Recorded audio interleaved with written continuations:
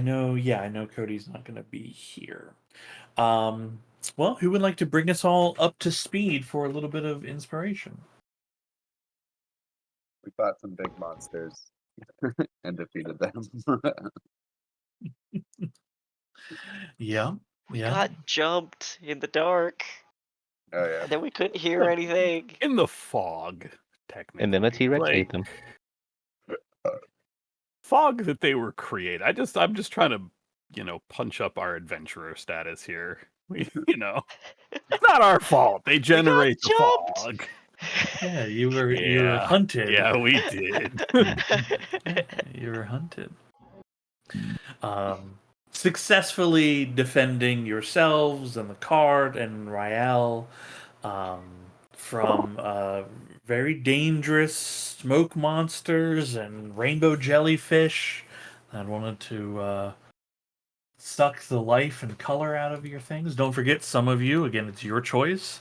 Some of your items have been color shifted. You are welcome to decide and choose which of those are. I would like to double check with that. They're just changed in color, like nothing other than that, correct? There's no mechanical difference, just the color hue has been changed. And you Okay. get to choose what it is and what color it is, because I'm not going to do that for this many things in your equipment. That is you right. too much. It's my resume. Yeah, excellent. Doug, go ahead and take some inspiration, please. Boy. Okay. It is the morning of the 18th of Flame Rule. You all are on the outskirts of Finlanora. You have been on your travel, very slowly seeing like little bits of broken stonework, and you are passing through the real first entry point that leads into the city proper. I will show you a thematic scene. Oh, okay. Look at them looking all pretty. Yeah.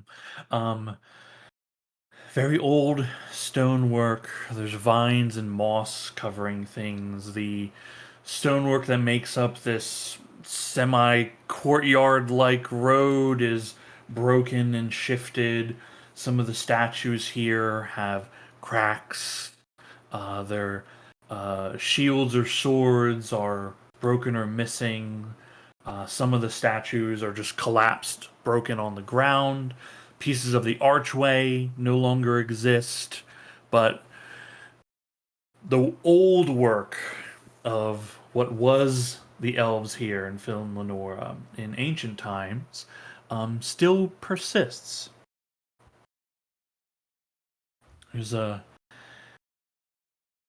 eerie kind of calm as you pass through this gated entry point. Rael says, well, it's probably only another hour before we reach the real outskirts of the city. Everybody ready? Prepared?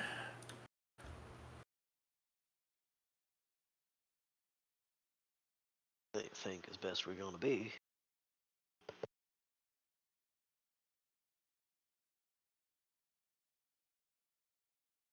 Since it is a new day, you would get your inspiring leader, so make sure everybody gets 13 temp HP except Ragnarok. Yeah. Segregation. Whoa. I don't know if that's necessarily it, but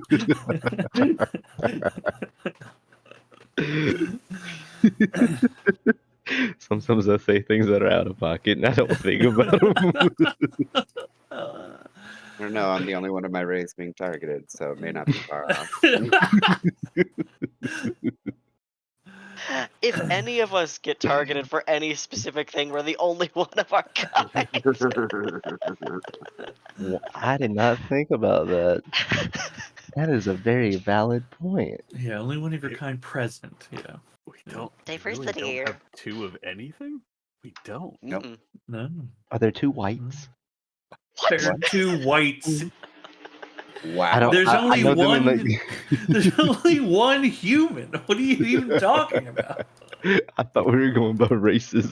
It's like, how is there Oh only one kind no! here? This recording has malfunctioned, and we will not have a recording of this episode.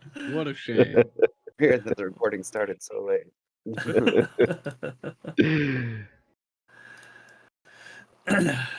Hmm. Okay. Glad I can make y'all laugh. Yeah. Thank you. Continuing with the hold on. Oh, we still have it. A little horse and cart. Okay. While Bring we you still your- have it. Yeah, while you're still inevitability in that using it, statement. you know. Yeah, while you're still using it. It's a Freudian slip, I guess. Your cart kind of carries through. Rael kind of taking just a semi lead in front of the cart. And you begin to, in about an hour's time, make entry into the outer edge of the ruins of Finlanora. And as I don't believe any of you have been here before, it lives up to its namesake. There are remnants of some buildings here that none of which are fully complete. They all share a similar kind of degradation, like the archway that you went through. Portions are collapsed, broken.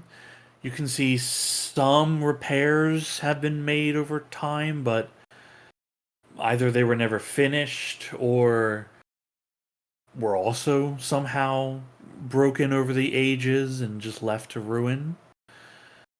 Most of the people that you're seeing, all elven, and you can see a mixture of different kinds of elves as well.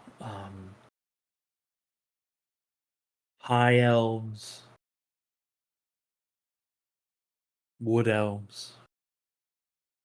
You even see some half elves here. They're not very many.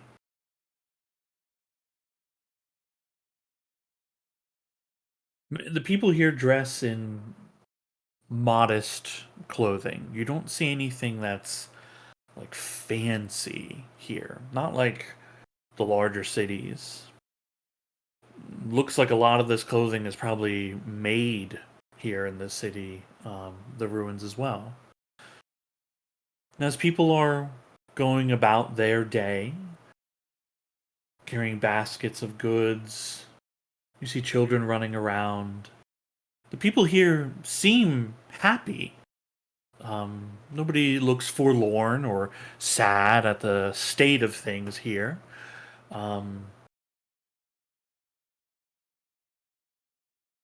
Nothing is dirty, but nature is present.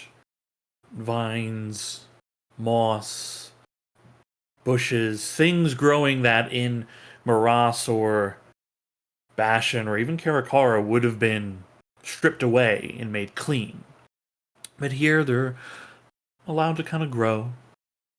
Perhaps that's cause of some of the damage to the buildings as well over time. You see, some of the buildings are being made use. There are little market stalls in some of them.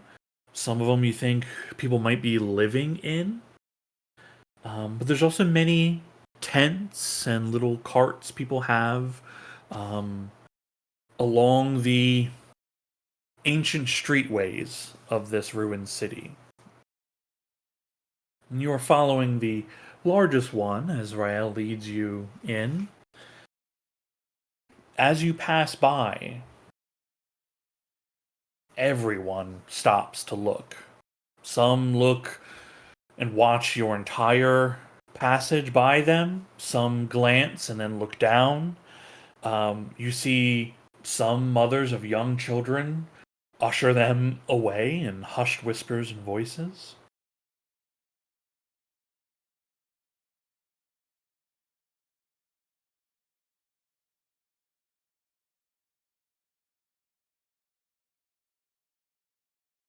Hey, everybody.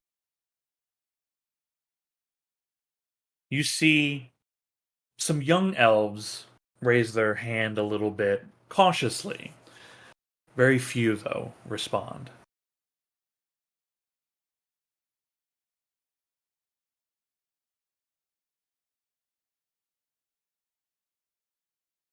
Wow, tough crowd.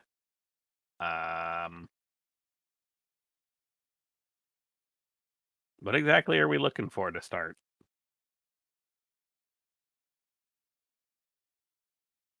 Or should we just ask to be their leader? I mean, we'd probably better be acquainted with the elder before we do much else, I'd think.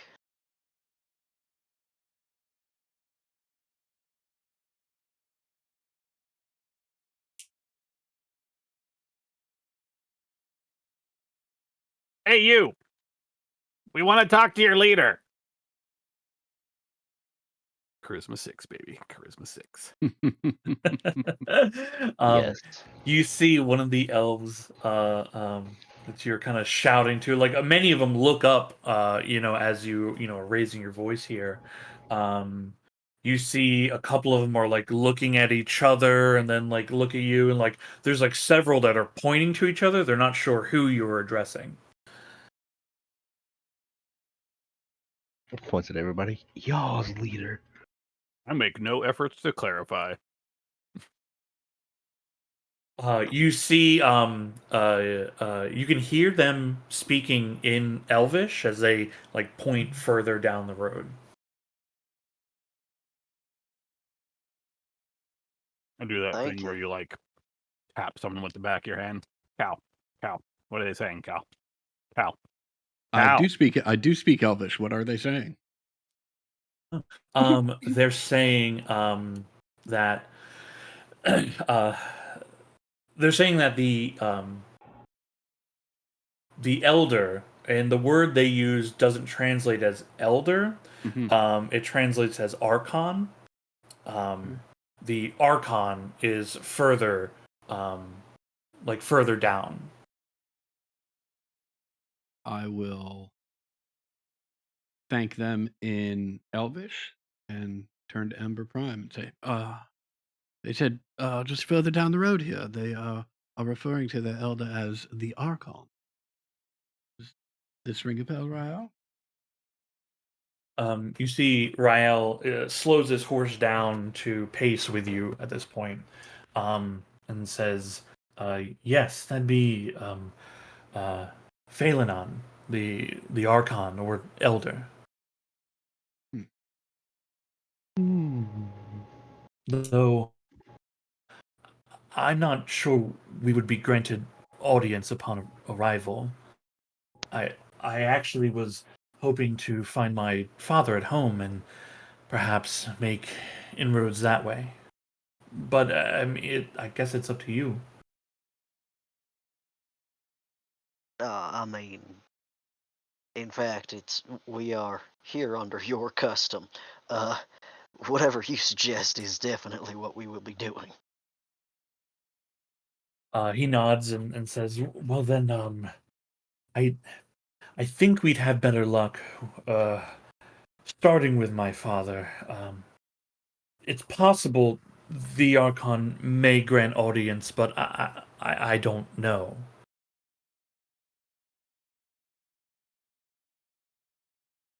Only one way to find out. I will start walking. You hop off the cart and start walking? Yep.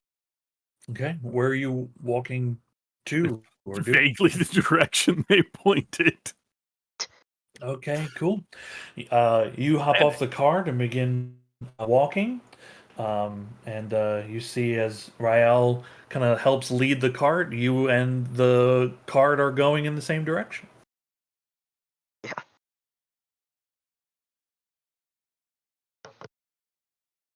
Prime definitely does that thing where she is fully aware that the cart is right there, but she is making every effort to pretend that it's not. I don't see it. I'm just going to keep walking. I'm This just was walking intentional. now. um,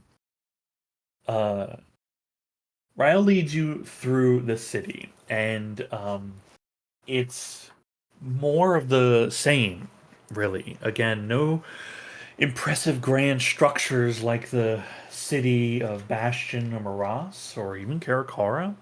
Um, Moving through here, it's also not very highly populated.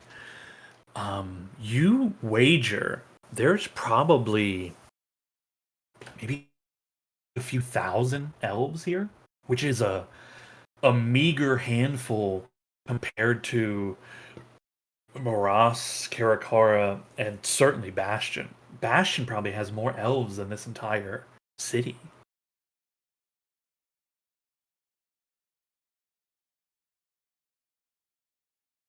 About 20 minutes, and you reach an area where Rael begins to leave off the main road and um, curves towards one of the other structures that's mostly intact. And he indicates that this is his family's home, and then points further down the main road that you were walking on. That has leads to some more arches that you would pass under, and kind of a larger temple's not the right word, but it's sort of the feeling you get when you look at it, and that's where the elder or the archon um, resides.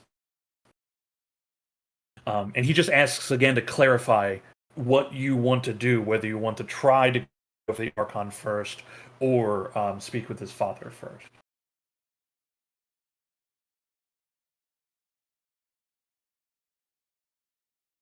I think we should go to see his father first. That makes sense. Okay. um, you see him bring his horse over to there's like a piece of stone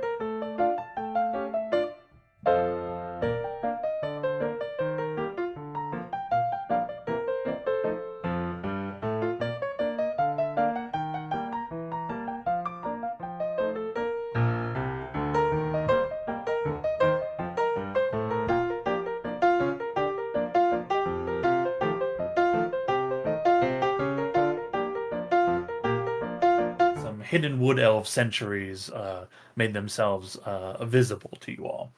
Great. They speak. They say Rael says something in Elvish, which you understand to be basically just a greeting to them of like, "Hey, I'm hello, it's me, I'm home," and telling them that he's brought guests with them. You see the two sentries like they share a glance at each other, but then nod in deference to Rael.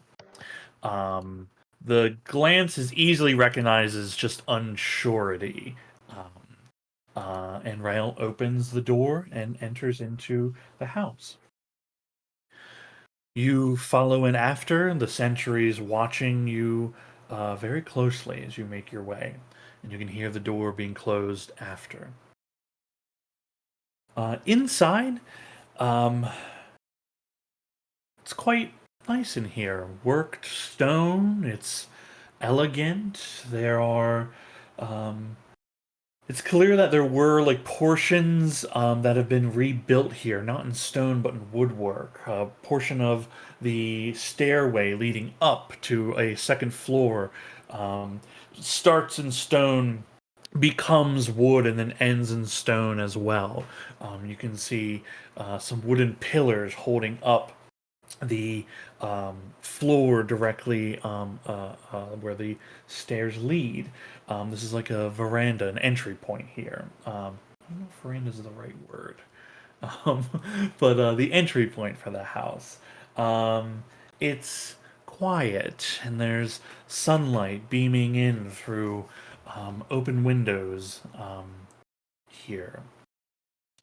You see Rael turn to you and say, he has a smile on his face as he kind of like, you can see he like relaxes a bit being home right now. Adjusts his armor to try to look presentable, and says, let me see if I can find if my father's home or not. Stay here for just a moment. And he walks off deeper into the house.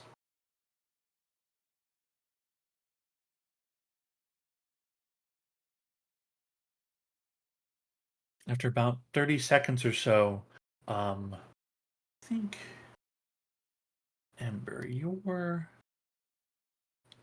have obviously incredible perception.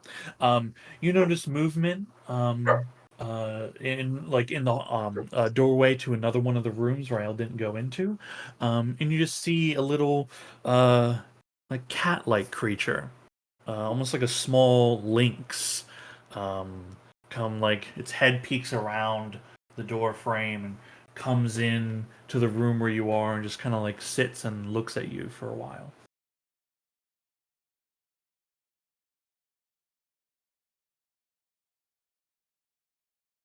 Now I have to decide: is Ember Prime a "you're a kitty" type person, or is this?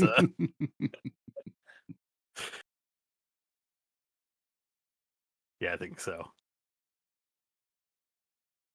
There will just be a a rush of clanking armor as Ember Prime is going to attempt to pick up this cat. Okay. Clank, clank, clank, clank. Okay. It's as you approach, you notice like it's big. It's about the size of, well, your size. Well, you're actually not that small. I'd say it's the size of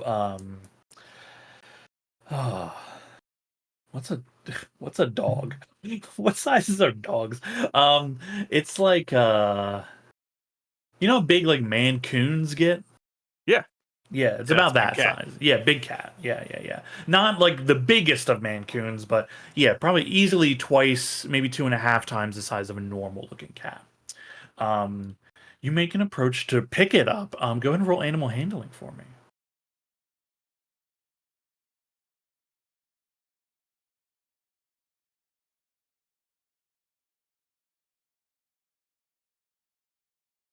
Quite good. You see, at first there's hesitation, but you pick it up and give it that good support so it doesn't feel like it's falling and it feels stable. Make sure not And to flip it on its back and make it feel threatened. Just yeah, you now have this beat down. big cat held to your chest, and you can feel and hear just the slightest begin of a purr. What's your cat's name? Rael. He has actually gone looking for his father at the moment. Oh. I guess then for the next few minutes it will just be talking to the cat. What's your name? What's your name? Yeah, you're cute. You're cute. Okay, I'm gonna put you down now. You see it kind of rubs its head against your greaves. Is that the right word? Yeah, leg armor. Yeah, your leg armor. Kind of rubs its head around you, having taken quite a liking. You can hear footsteps approaching a few sets, and you see Rael enters the room you're in, followed by another man dressed in armor. Bring this a little way. Dressed in armor, no helmet, of intricate elven design. It looks to be like a kind of a very thin metallic plate mail. He seems to be moving in, as well as accompanied by looks like an attendant and a guard directly behind him. You see as they enter the room and approach the two of you. Rael says, everyone, this is my father, Amuan Tyndell. Father, this is the 5th season.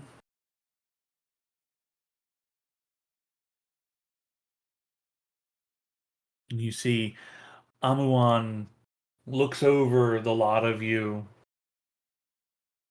Yes, I can. Amuan Tyndell.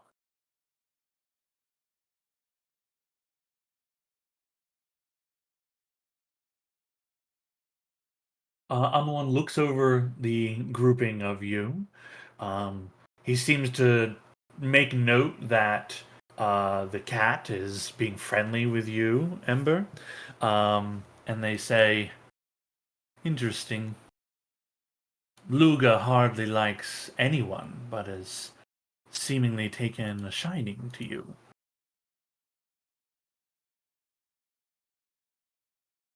Probably because I'm so warm. You know, cats like their warm spots. Sun, laps, fire, me. Well, they're a very good judge of character. My son here tells me that you all have made quite a name for yourselves.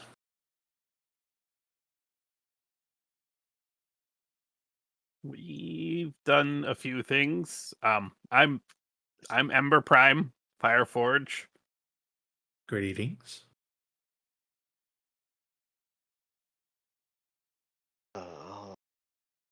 Running or Catterfeld, Bastion. Caloon X Clef Tintilar of the Bastion Clef Tintilar. Magnawak. Firmament. You see his eyes. Do you have Kieran Jr. out, or are they in their pocket dimension? No, Karen's out. Kieran's out? Okay. You see the eyes of the elf go towards Kieran, and you hear them speak in Elvish, Cal translating to, and who might you be? And Kieran not speaking Elvish, but seems to have like what's an understanding here. Like the words carry more weight than what they scene. And you see Amawan like kind of nod his head in Kieran's direction. And he says, well, very well met. Curious that my son would arrive with visitors, outsiders. He tells me you have some need of assistance.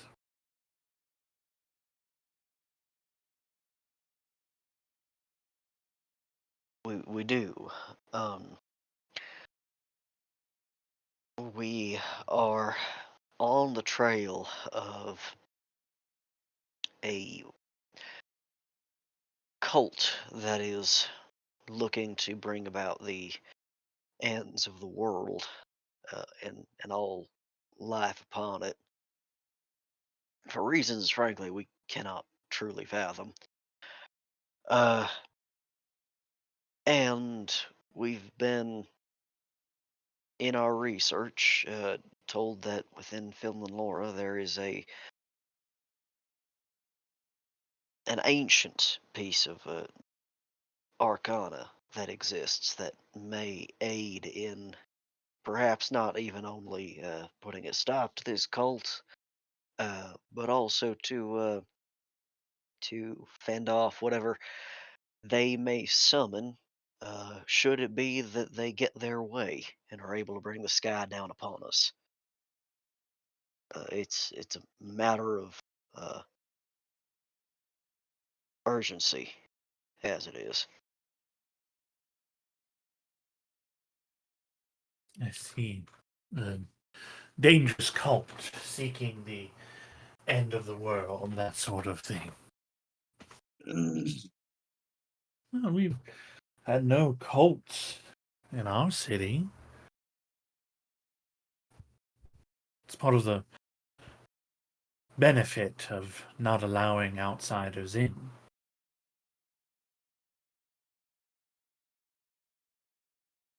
Well, that is fortunate, and perhaps we could implore you for your assured, untouched aid then, seeing as very few places we have yet traveled to seem to have been entirely untouched by the cult. And everyone we have yet met with, uh, kingdom leaders, magistrates, chiefs of their kind, have agreed that the threat to the plane has been more severe and more vulgar, really, uh, than any of the previous and deeply ancient uh, practices of politics amongst our peoples.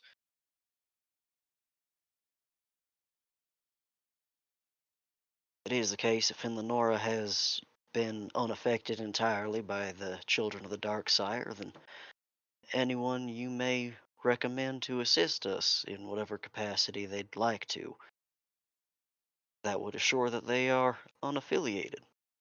Is that right? Perhaps. You say you look for something ancient within our city. Our city is filled with ancient things. In our time, we've come to understand that beyond the ancients of the elves, there is an ancients of a, a greater, more intelligent creature that dictated the organization of culture and community on this plane. And they were the ones who buried this artifact and in fact entrusted the elves to protect it, which is why we come to you to ask about it.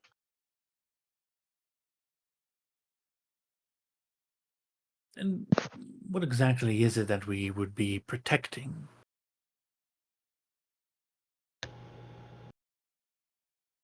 Rael called it Moonlight. The name that we were told was the Athildanora. He looks at Rael for a moment. Rael nods and says, I thought maybe it was referring to our temple. I mean, festival's coming up soon. This can't be a coincidence.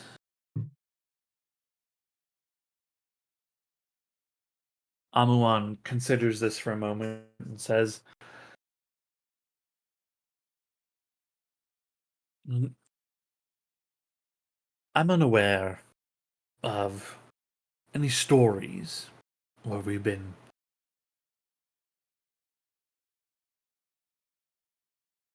given guardianship of something from the elders or ancient times. But there is the Moon Temple and its surrounding garden. But the Moon Temple is forbidden, even for us. So I'm not sure what help we can provide.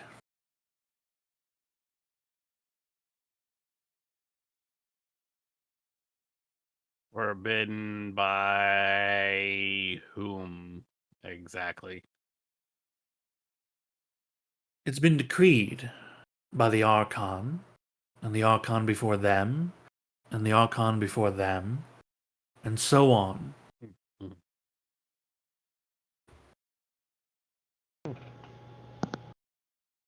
Wonderful. So it sounds like we should probably talk with the Archon. I like that idea.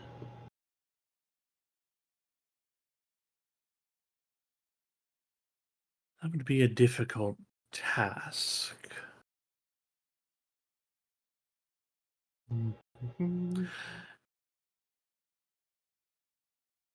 How do we know that your presence here will not bring danger into our city?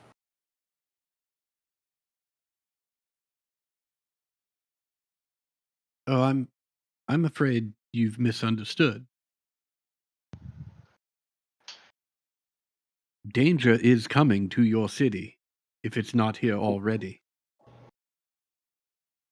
We are but a warning and trying to stop it.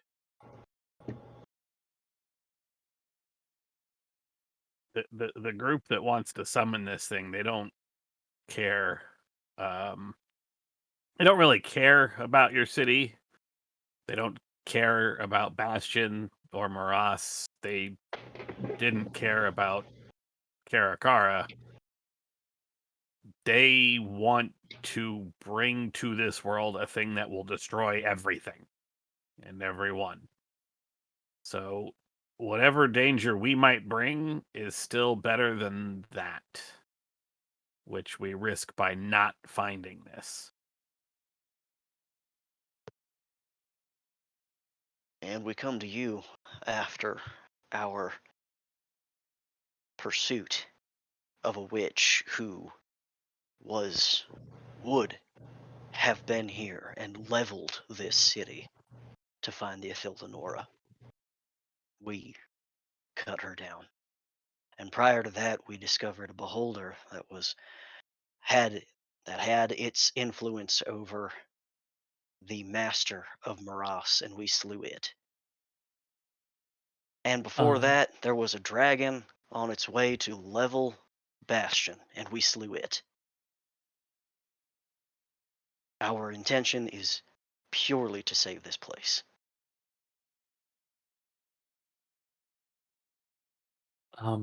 You see, they are scrutinizing your words as the tales are unbelievable in general, right? Of miraculous heroic acts against all against all odds and manner of monstrosity. He looks at you and says, when you mentioned the witch his interest was piqued more than the others. Although, excuse me, the idea of a beholder in Maras certainly comes as a surprise to them. He looks at you, Rainier, and asks, "Which witch do you refer to?"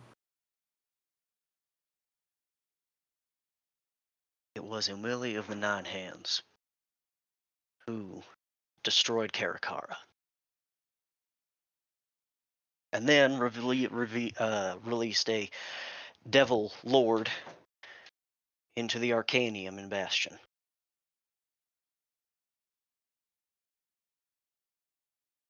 And you defeated this witch, you say? Indeed.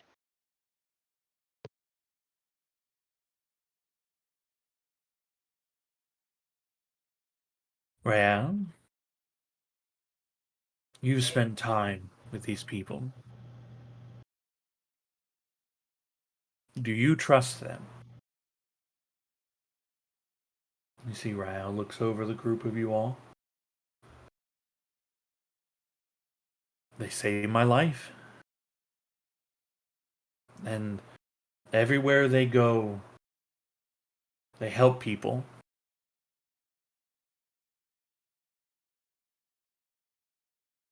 And there's a lot of people outside of Finlanora that need help.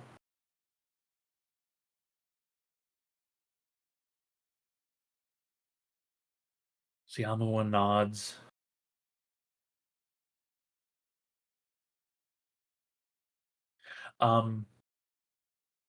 Since you all have spoken, choose one among you to make persuasion. Make a persuasion check with advantage because they don't like Umeli. I feel like we should go with the guy who speaks Elvish. Mhm. I'm fine with that. I'll do it. 6 charisma.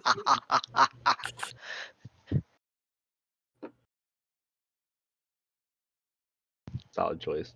Solid choice. Okay. Cal, do you speak in common so everyone understands? Well, sorry. Do you like add any flair in Elvish or anything, or just everything that you've already said? No, everything's in common. I want Yeah. this to be all out in the open. Cool.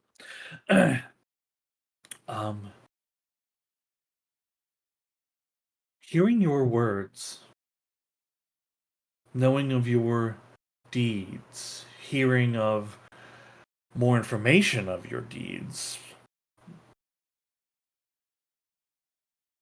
Amawan says to you all, "You have saved my son, and that gives you more than most outsiders would get. But it seems you are true heroes of this realm. And if Rael trusts you, and Luga trusts you, I believe your words and that you have good intentions. Now, I am not a scholar, so I don't know all of the histories. But the Archon would know more than I. I can speak to them about an audience.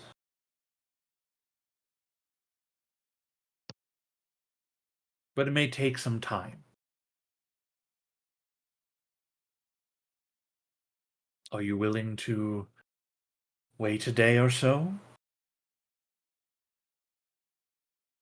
Is there anything we can do for you in the meantime? Do for the city?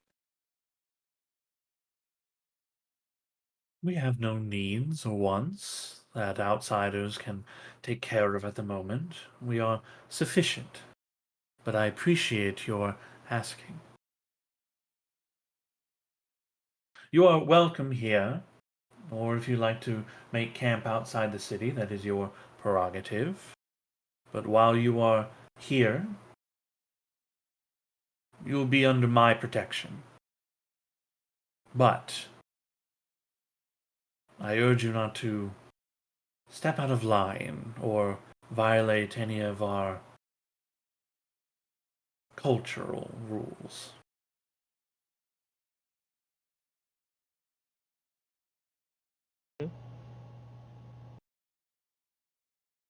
Your kindness is greatly appreciated. They nod, and they say to you, I will go to the Archon's chamber and see what I can do for you.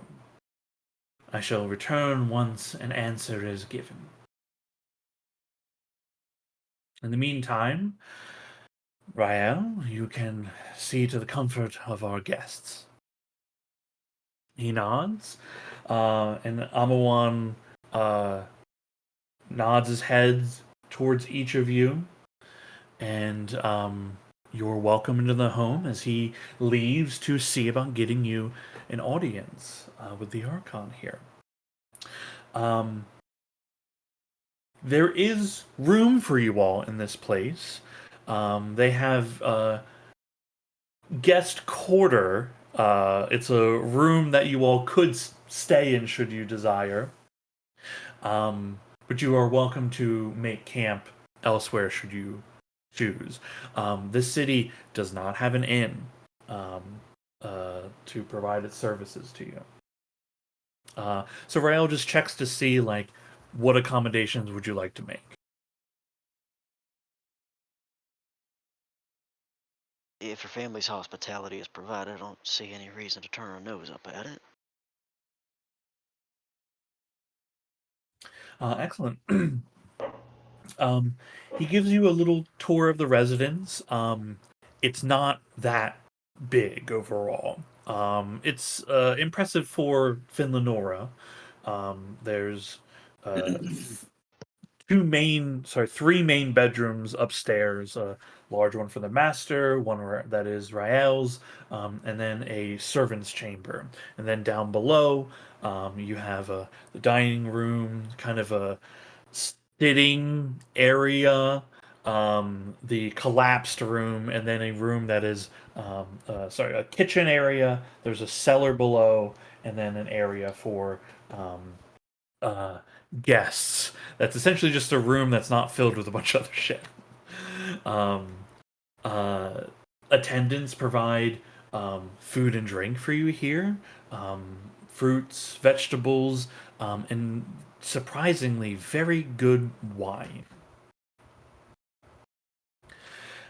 Rael kind of like sits down once the attendant leaves and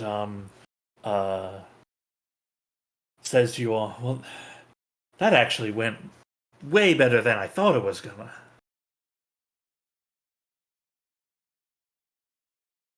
Your father recognized Umeli. Did he know her, or just rumors? I don't know if they've met properly. I assume they probably have. Though she's not been here in quite some time. This was this is one of the places she used to do research in. Not here in my house, but in some of the ruins in the city, the ones that the Arcanium are allowed access to.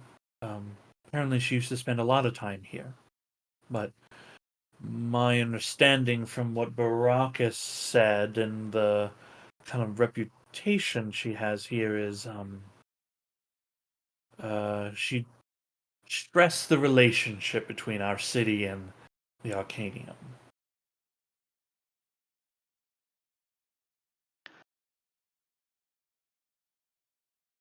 How did that fare?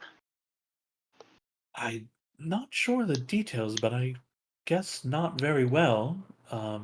Father seemed very pleased of her demise.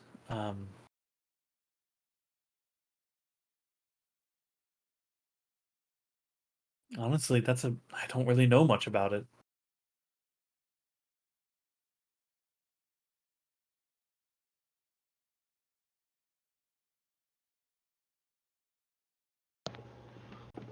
Well,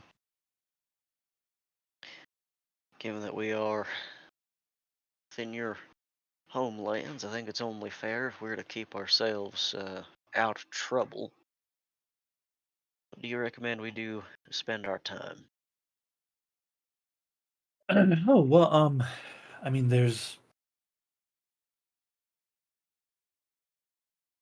the city has its charms to it.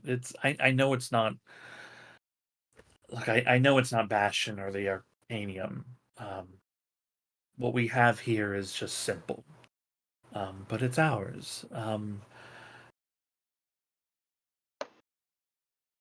We have very nice gardens to look through, and the forest nearby.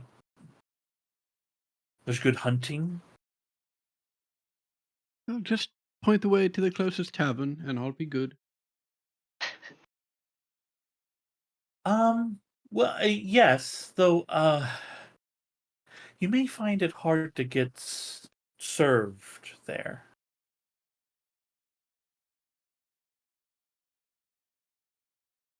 We have plenty of wine. I can't imagine. I mean, the wine's good, but it can't be that good. Well, it's more about a lot of places here don't want outsiders. They bring trouble, and of course, there's the old stories. So we don't really, like I said, most I'm sorry. outsiders are. I'm sorry. The old stories. Yes. Well, it goes on about how the once great Empire Finlanora said to have rivaled even Bastion was brought low and destroyed by interlopers. They came from outside and brought with them a terrible violence and let loose a scar upon the land that, the way it's told, broke the will of the people, and Finlanora's never recovered.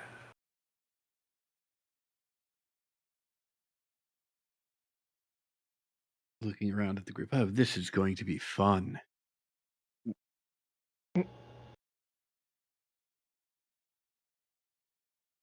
Um, So, can are we essentially to be on house arrest until your father determines whether or not we can meet with the Archon?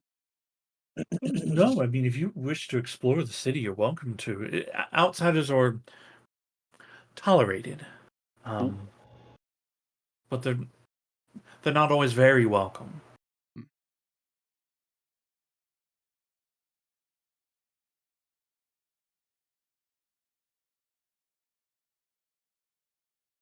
Um, Anybody who has spell casting abilities, Sure do. can you make Arcana checks for me?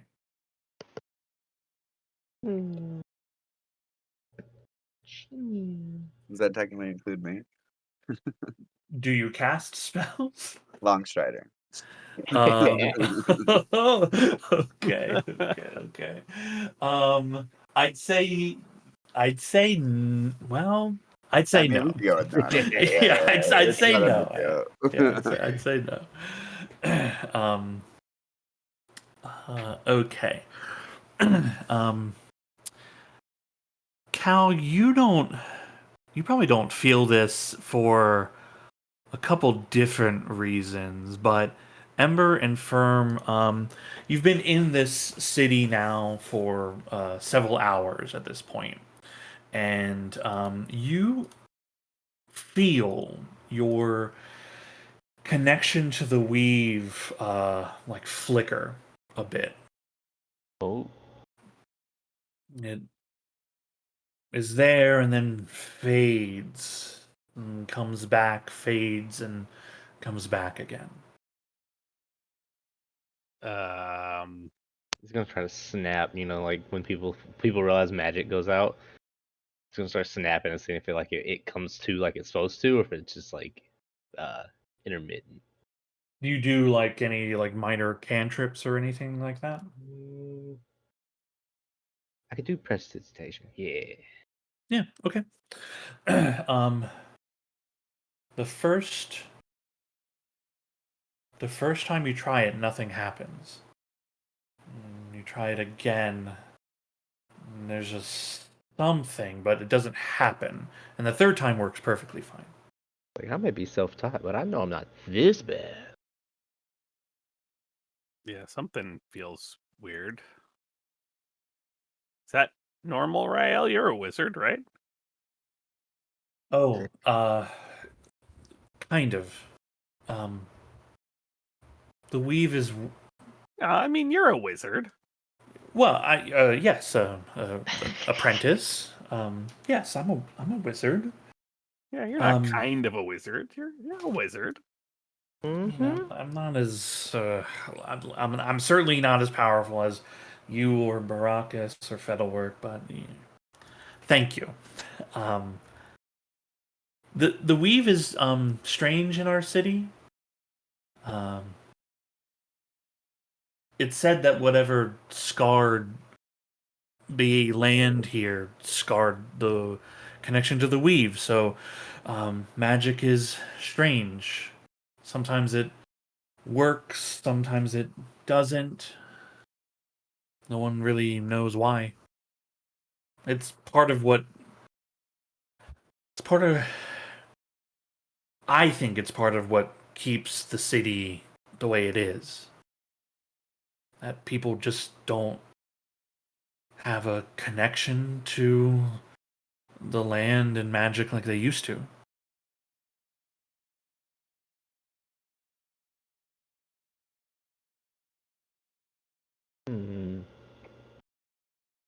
That's it's quite the loss. Yeah. No, it's Got a scar, no magic? it's part of the reason why they don't like outsiders.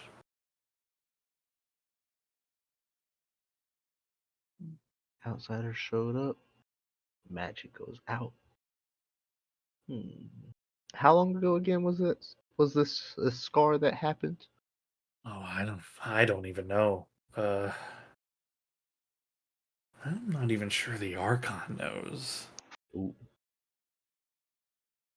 Old. It happened a long, long time ago. Nobody really remembers. It's just been this way. It's one of the major reasons I wanted to get out and go to the Arcanium to study.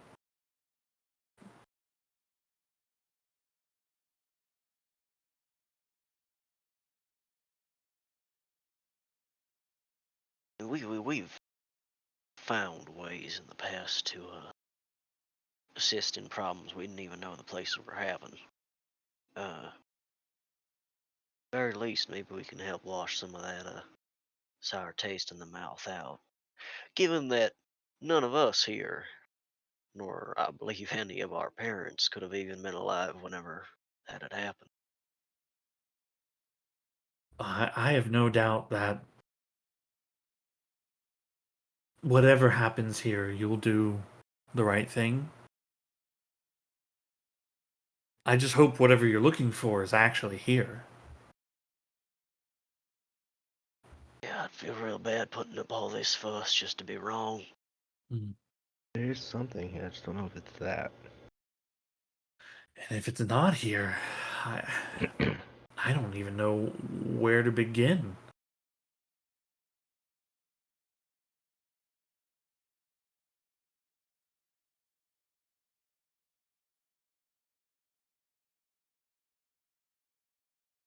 Rael kind of like sits up a little bit, and it looks like he has like an idea, right?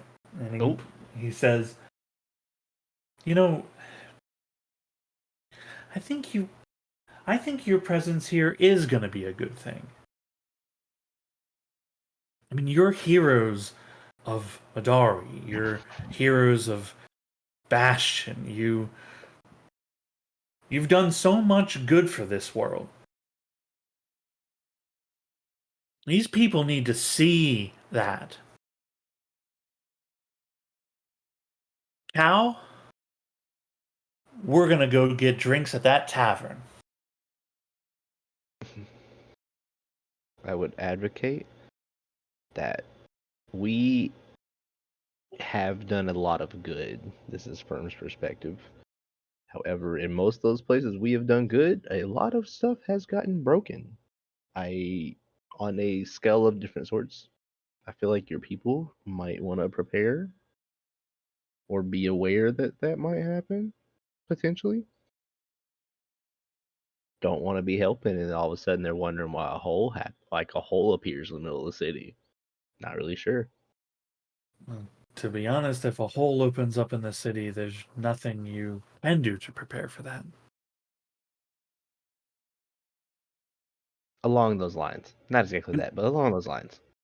look, we've been to many cities, and only one of them had a hole open up in the middle of it. So let's not go crazy here.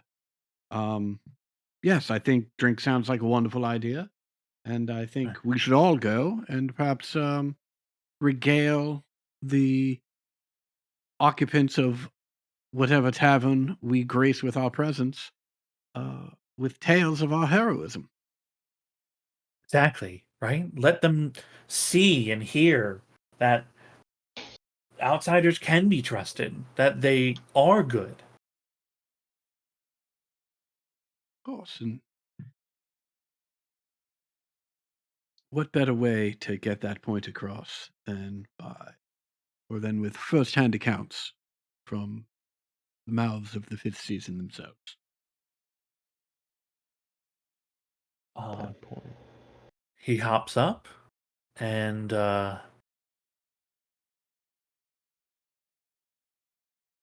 And smash cut to the fifth season being run out of the city on a rail, pitchforks and fire. Oh my geez.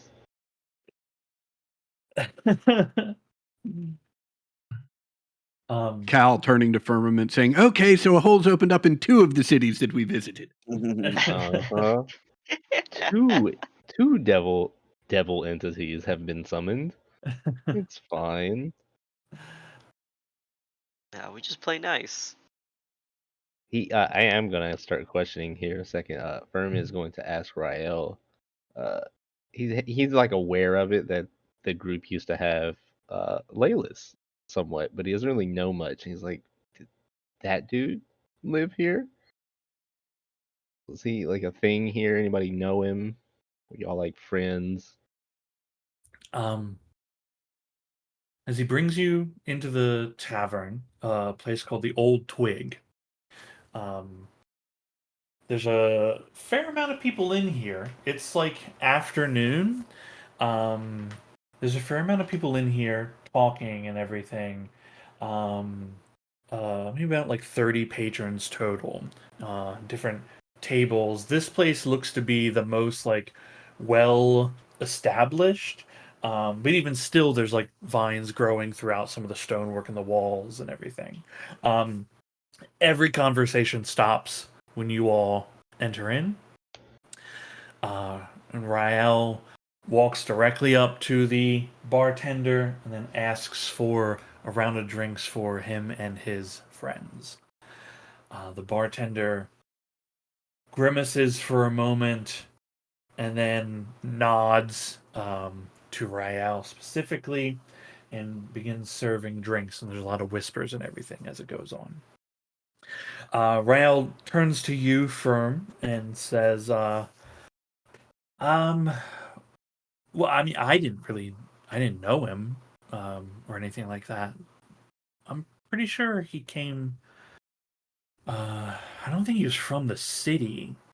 I'm pretty sure he came from one of the elven encampments, one of the wood elf encampments, outside, but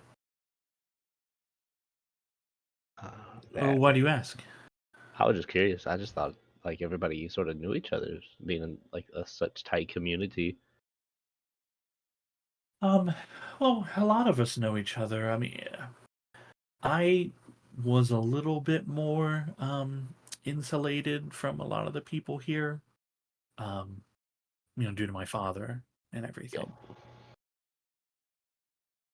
And we don't always have a lot of connection with the Wood Elf communities. I mean, they purposefully don't live in the city, so.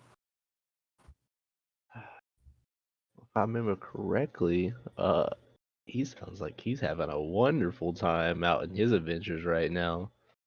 Referencing when Ember Prime last spoke with him, and he stole a trinket, or he acquired a trinket. He stole what? Acquired. He has this new trinket. He's running from a couple people. It sounds like. I don't know the story. Ember Prime gets to talk to him. I've never really met him. I just was curious.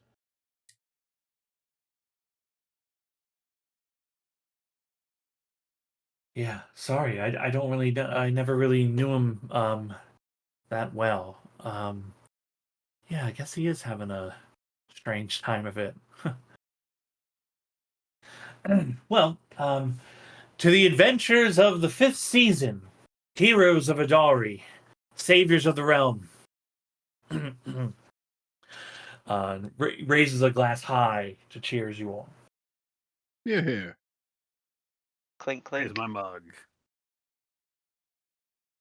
How much would it be to buy? You said there's a lot of people here, right? Yeah, about like 30-ish in total. To buy 5 rounds for the next 5 rounds for the 30 people. If you had to give a ballpark number. I will attempt to give you a ballpark number. Hold on just a moment.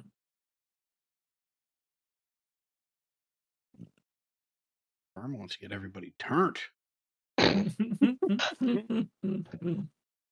I was actually thinking, I was trying to do the social, like, obstacle course of trying to figure out how much money could we spend at this bar, either by purchase or tip, that is not offensive and condescending. If you do it in Firm's mind, if you do it fast and with no second thought, like most of your conversations are sporadic, then it doesn't really seem weird for you to just go up to a bar and just drop a wad of cash on the bar. That's how Firm's looking at it. Yeah, but that talking fast is maybe not Rainier's strong suit. So if he goes up and plunks down a few platinum, that looks like an asshole move, I think. What on earth are you talking about, Rainier? There's no amount of money that looks like an asshole move. As Cal Yes, spreads Cal. his blouse open to reveal the true Erky. No, Kyle. No one here is saying such things. No. Firm's going around starting to collect cups and drinks that have just been left behind by people that look like they're not partially full.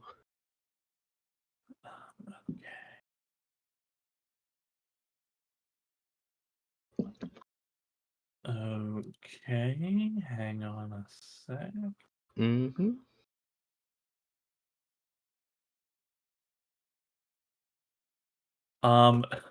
Okay.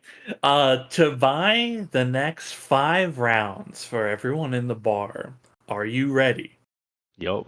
Shouldn't be, but I am. Okay. 5 gold pieces. Okay, so this is gonna be overkill, and I've already accepted it because I thought it was gonna be way more than that. Firm is gonna walk up to the bar and he's gonna drop 10 platinum, and he's gonna be like, "Let me know when this runs out," and then he's gonna turn around and scream, "Drinks on me!" You see, as you turn around, you've seen this done before. Your friends have done it. Hell, you've probably done this before, right? Come into a swath of coin. you're looking for the like immediate swell of jubilation, and these people like look towards each other confused, and then there's a rise from the crowd as everyone starts like clapping and be like, okay, okay, okay, okay. People begin shouting things in Elvish. Cal, you hear them as it's a lot of like, who are these people? They say something about 5 seasons. There's only 4 seasons. No, but we're Um, the 5th season. Oh, And this yes, is, we this is so good. we bought drinks for everyone. Firm, I hate to do this, but I love to do this. He's also gonna look at the bartender and them and be like, "Don't worry about food and none of that." And he's going to, hopefully this works. He's gonna use his free cast for create food and water and just make like hors d'oeuvres, finger foods all around of things that he thinks everybody would like. okay. It takes the first time you go through it, it doesn't take, but the spell slot is not used. And you try it again to make your creation reality, and then it works completely. And then he'll do it again because it doesn't feel enough for 30 people. But I do need to do it twice. Okay, there you go. There's a lot of marvels at this magic here. People are a little like, I mean, some people flat out don't partake in the food or the purchased drink. Only a handful, though. A lot of the other people here, like, you hear people saying in Elvish, like, "Hey, I mean, if they're buying, what is this? I've never seen any food like this before." Um, the place starts to really lighten up here. You see a lot of smiles on people's faces. Um, and I know if Zal was here, they'd probably be playing music and telling stories, is what I'd be guessing they'd be doing. Yes. Um,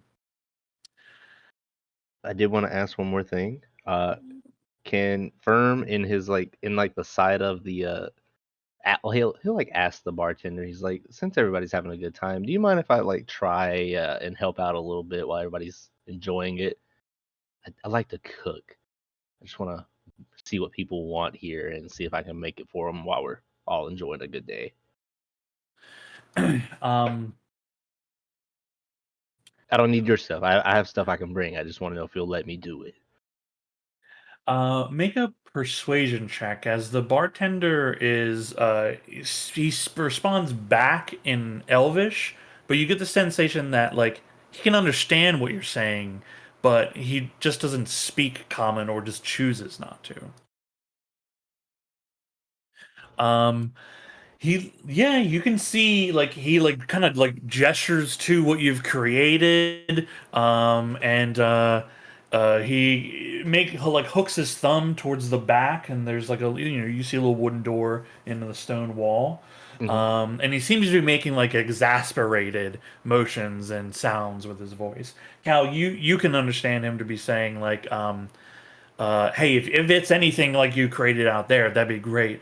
My cook here isn't very good, and we could use a bit of help. Then Firm is going to ask Hal if he will translate and like say it for everybody who, because he realizes he doesn't speak Elvish. If people have personal requests because they feel wary about the food, they can come up to the bar and he'll start making it for them on the spot. They just got to tell him what he needs.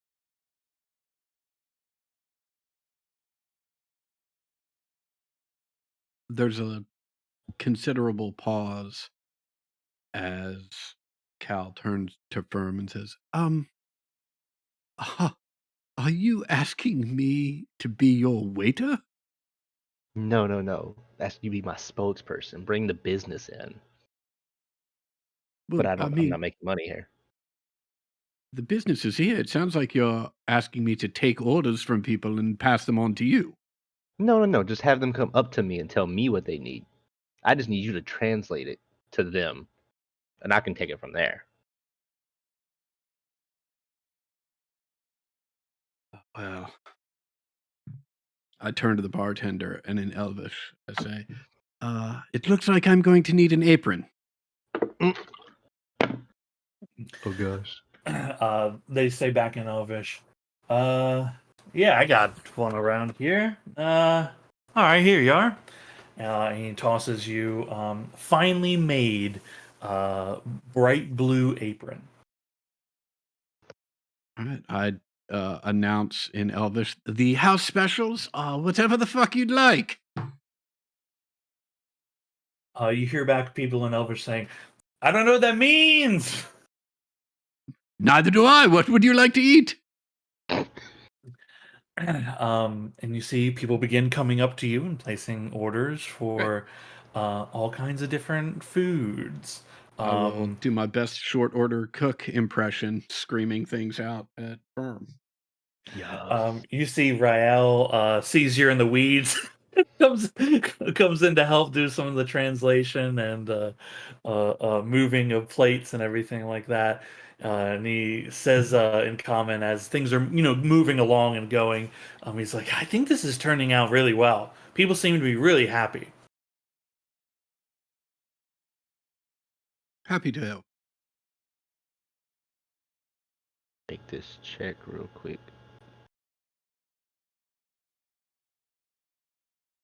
+1.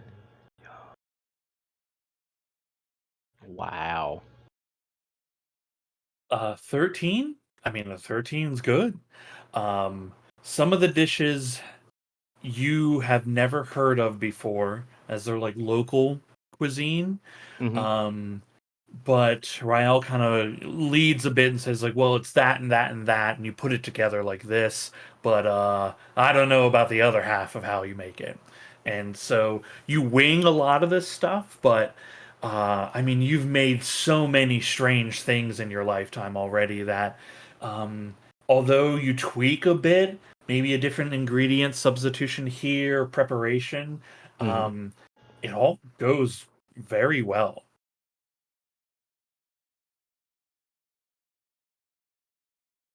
Eventually, he's gonna keep gesturing to Cal to just to let him go and just go out and start enjoying the party with everybody. Don't have to tell me twice. Apron comes off.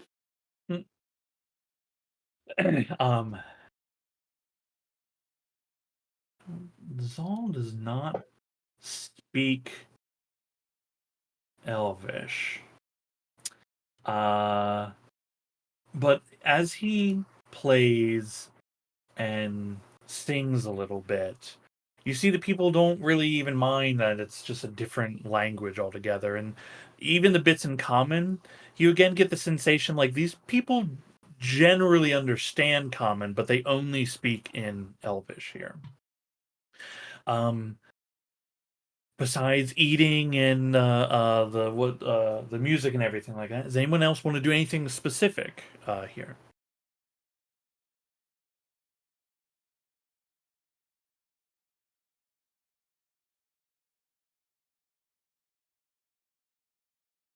Okay. A afternoon drink turns into a several hours affair as evening comes in and the people in the bar are extremely intoxicated, some more so than they've ever been. There is singing and dancing. Some people are hugging and crying with each other. It's quite a sight. But everyone looks at you here with a smile and fond eyes.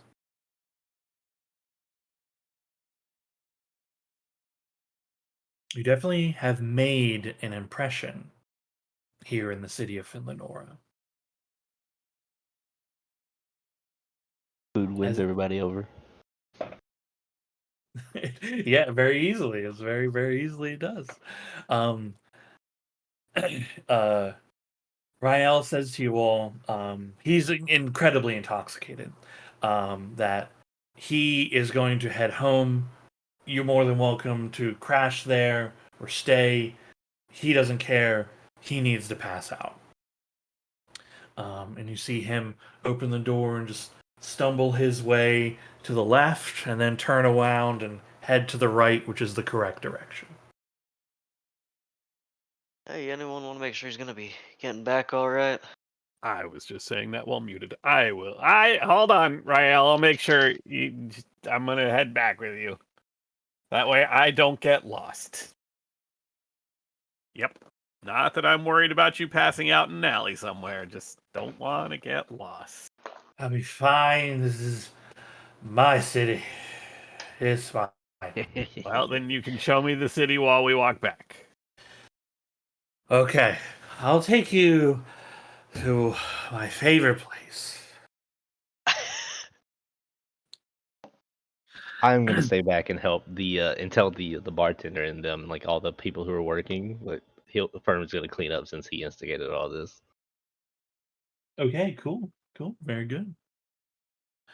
People begin like tugging on your arm and everything, Firm, every time like you're out of the kitchen and like telling you for food and drinks. They keep telling you to like they're saying it in Elvish. So I don't know if Cal's there to translate for you anymore. People are just yelling at you and drunkenly in Elvish now. They seem to be wanting more food and drink, and think that you can just keep doing it, as you've done. For the most part, he can. He'll just keep popping up more food. Cool. Does anybody like stay here longer for the evening? What is everyone doing? I stay here all night. Not totally losing it, making sure everyone's getting home. Okay. Okay, yeah. Kind of mixing a little bit of water with your Yeah. drinks. Yeah. Yeah. What about Cal? What's Cal getting up to? Cal is sort of bouncing from group to group and trying to ingratiate himself to them and introducing other members of the fifth season, maybe trying to encourage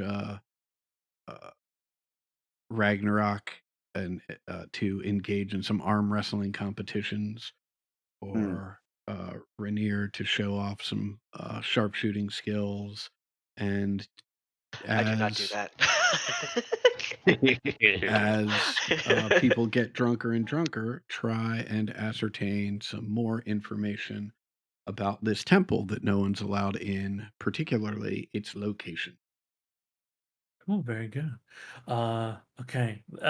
People, although you don't understand what they're saying, it's very clear in here they're like begging you to shoot something, to do some kind of trick shot of some kind. At some point, Cal will definitely attempt to lead the crowd in a shoot. I don't do that, but I wait until someone is about to tip over, and then I use the the restraining light that I have, like the blood curse of binding, to just like keep someone from falling out of their chair. And it's still like a very visible like reaction, but like that's all that's it. A lot of people are just sort of like, whoa. Very good. Ragnarok, do you show feats of strength, or do you do anything else in particular?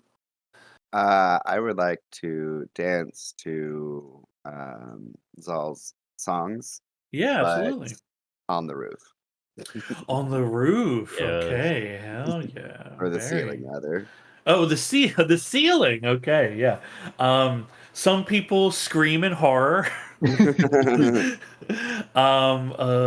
Somebody faints, and a lot of other people just begin laughing and clapping, as that's an incredible feat for someone to do. Yeah, and if Yeah. anyone wants to arm wrestle, I'll arm wrestle. Yeah, you win it every time. Nobody even comes close. Nobody even comes All close to these beating it. little pretty people. All these very drunk Maybe. little elven people. Yeah, excellent, incredible. I don't feel like I should do this, but I'm gonna do it because Fern thinks it might be funny. I'm gonna use mirror image so it makes it look like everybody's seeing triplets, just to like inhibit more of their drunk vision. Then they just start being like, "I'm really drunk." Yeah, a couple people say, you hear them saying in you get the sense people are saying in Elvish, and you get the sensation that it's like they're pointing at you and then showing three fingers to the friend next to them, and they're making motions like cut off, insinuating that like we should probably stop drinking so much, right? Some other people are reaching at your mirror images to ask for more food and drink, and like slipping through them as they go. Um, Incredible. Cal, you ask around about the temple, and um, the information that you get from people is saying that they give you like a general location of it, which is just outside, like it's outside the city, like a 15-minute walk or so, right? It's sorry, maybe like a 15-20 minute walk or so. There's some gardens around there with some old statues, and the temple itself is buried into the like a stone hillside, um, and so they give you kind of like a general idea of where it is, um, and just tell you like, yeah, no one's allowed in. That's just the way it is. It's taboo to attempt to go in or even ask anybody to go in. It's considered completely taboo. It's absolutely forbidden. To do so would bring shame upon us and our ancestors. Oh well, just to ask is forbidden. I guess I shouldn't ask. Um, Ember, Rael begins walking next to you, and he's kind of like humming a little song, something Zal was playing, and he's walking. You find that he's walking, like he changes his direction when he says he's gonna show you like one of his favorite places. Changes direction from going towards his home, and you find yourself moving through the city streets and then leaving the kind of city proper. But it basically is just like the ruins just extend, like the trees that are growing in parts of the city, just it becomes the forest instead of the ruins of the city. And it goes that way for about 30 minutes or so, and you're moving in the dark. There are no uh, torches or street lamps or anything like that out here. And you see Rael just opens his hand and takes him a few times to cast the light cantrip, um, and is just kind of going about, walking a little stumbly. And he tells you, you're gonna love this place, Ember. You're gonna love it. I promise. Mm-hmm. You sure you don't want to just wait and do this in the morning? No, no, I feel alive. Mm-hmm. Um, Another 5 minutes goes by, and then you find yourself walking into the like sculpted hedges and these beautiful flowering bushes and trees. And you realize you're in like a cultivated garden or uh, arbory. Arboretum. Arboretum, yeah, there we go. Almost there. And Arby's. um, as you're moving through, it's nighttime. You have your dark vision, you have the light, so you can see a bit of what's happening here. The moon is still a crescent, so it's not very bright here. But although some of the stonework laid in like little paths and whatnot, some of it is broken. You can see it's been cared for. Nature has been trimmed here and arranged. And there's a little fountain here, a little statuette there. And then Rael points and says, "Right there. You see?" And you can see these large stone shapes, like an arch, kind of overlapping one another. And then there's a central stone platform, kind of in the center underneath all of it. And you see he closes the palm of his hand to bring the light out. And for a few moments, the darkness is taken hold. And then as your eyes readjust, you can see along these stone archways that are probably like maybe 20, 30 feet in length, but go up about maybe 10 or 15 feet high. You can see these very, very softly glowing runes. They're along the archways, there's some along the central platform. And as you and him stand there looking at it, he says, "When the moon's bright, this whole place lights up." What do the runes mean? I assume Ah. it's Elvish. I don't know. You don't know. You don't know what they mean. No. So it's not Elvish. Uh, well, Or I like it's a don't. really old form of Elvish. Hey, I that actually reminds Ted. Does it look like what we saw in the Dread Lookout? That sort of up, I upon think I close. described it as Chaucer's Elvish. Yeah. Upon close inspection, it does kind of resemble that a bit.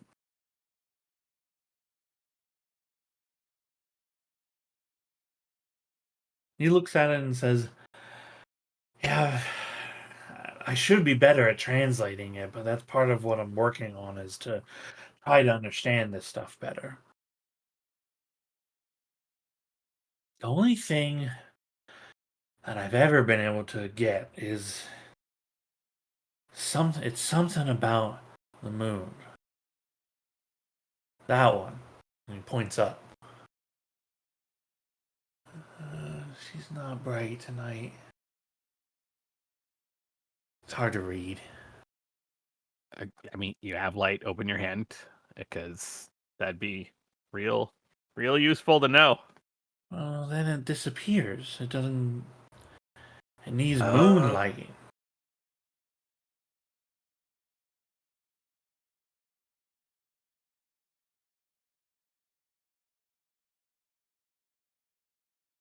Scavenge through my inventory to make sure I don't have like a cipher that creates moonlight.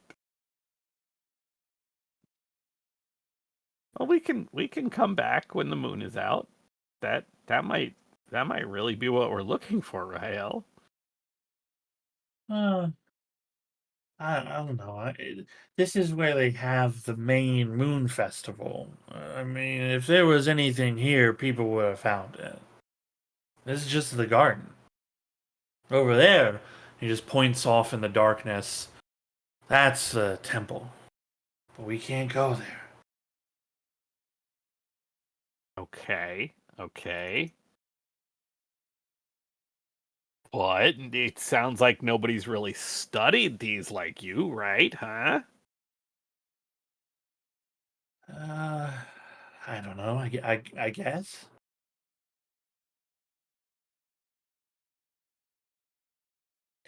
Your How do you brush your hair if it's fire?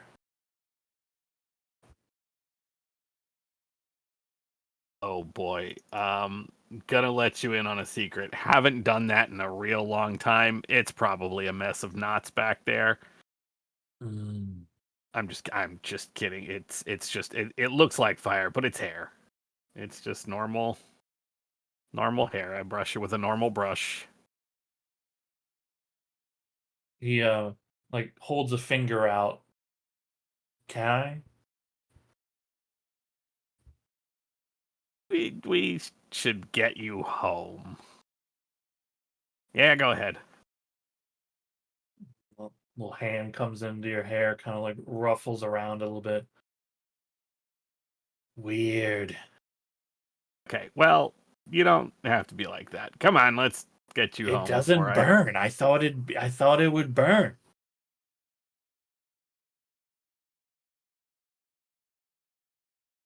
The two of you head back. Yeah.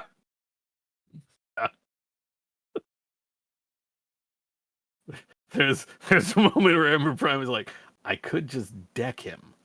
I could just knock him out and carry him back. Except I don't know where I'm going.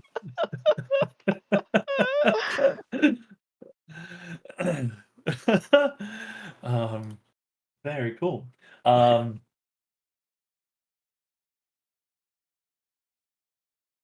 Sorry, I saw a thing in my inventory called a potion of dire cleansing. I was like, wait, I can just give this to him, sober him up real quick. Is that what that does?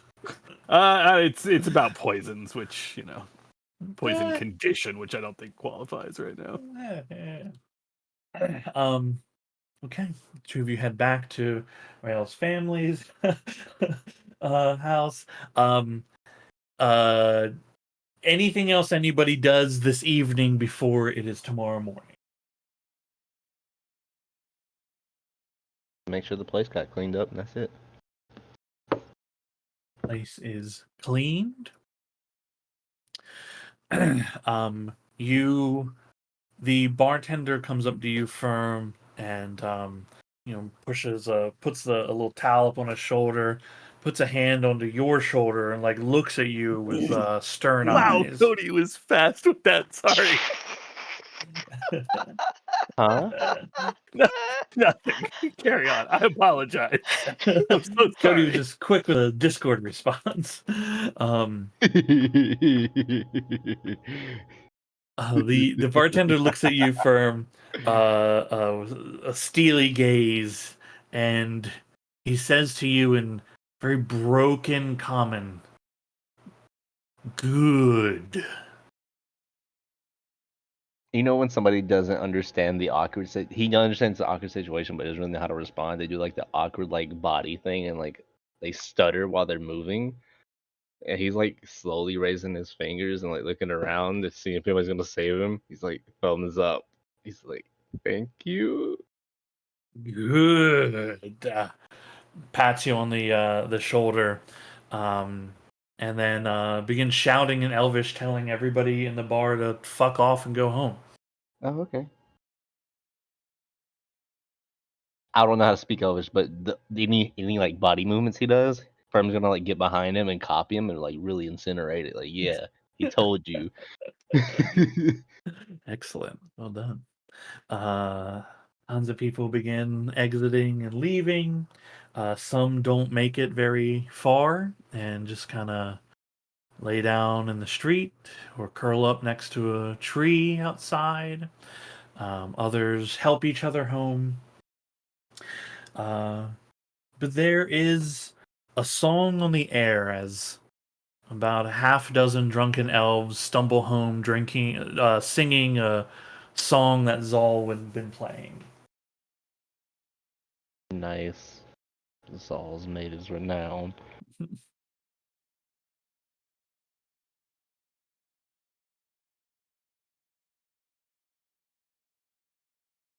You all head back to Rael's place, find comfort where you can, and a long rest is had by everybody.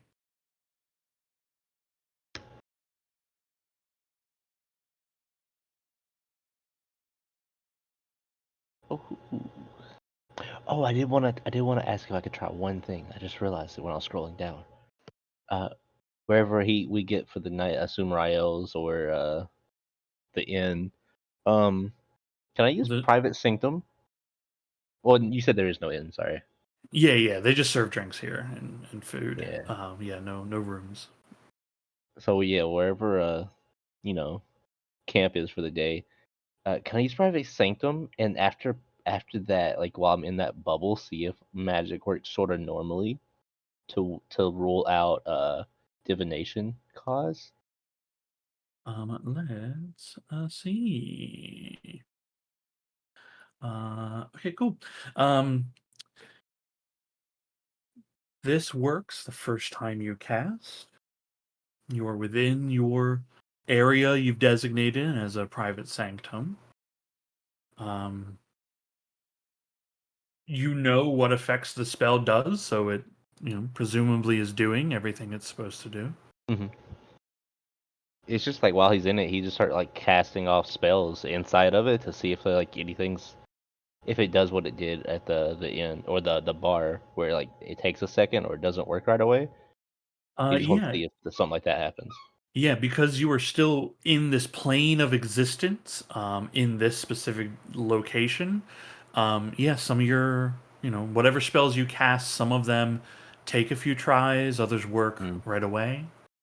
Okay, so that rules out divination. Um, Go ahead and make another Arcana check as your. Actually, it's investigation and Arcana. So roll Arcana and investigation for me. Pull the good one first.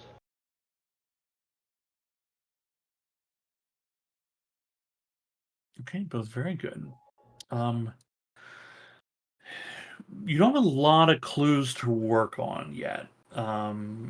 It's just that magic is finicky here, and you're testing things, and you're ruling out certain things, and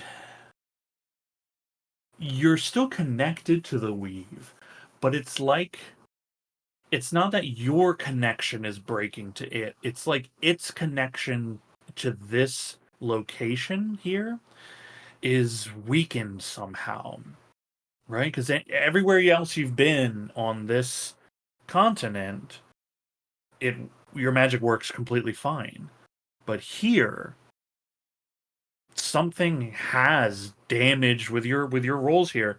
Something definitely has damaged the weave's ability to like pass through this planar area into the material. The way that it flows like a river, right, through the Mm-hmm. astral and into every plane of existence. Something has like damaged that ability for it to come through here. It comes through, but is like it's like a stream that's been stopped, or a barrel that has uh that should have holes in it but are like plugged up a bit, right? Just something has damaged it severely. And you're not sure what it would take to fix something like this. Um let alone what would be powerful enough to cause this as well.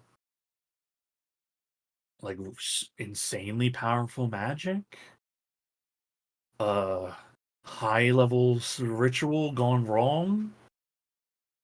Divine magic of some kind, like an actual god's magic, maybe a curse, like a curse from a god, but that doesn't seem right. The only thing you know for certain is magic can be done here falteringly, and it's going to take something pretty powerful to fix it.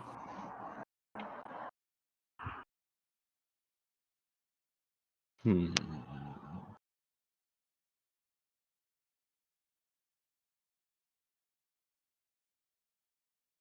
Got to think on those.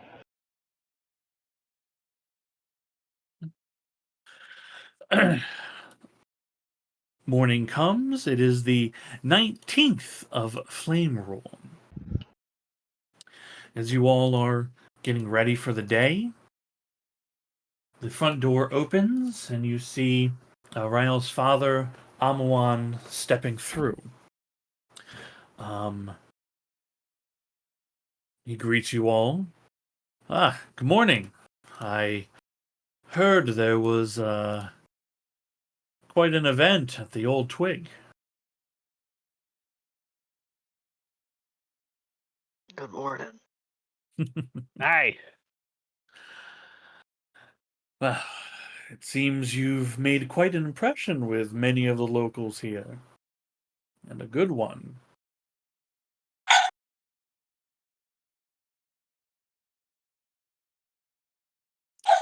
Oh, Yeah, I think we're in a good way so far, at least with some of the neighbors.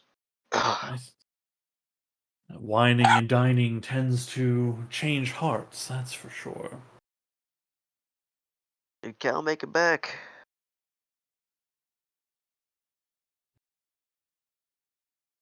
Keep it down out of there, please.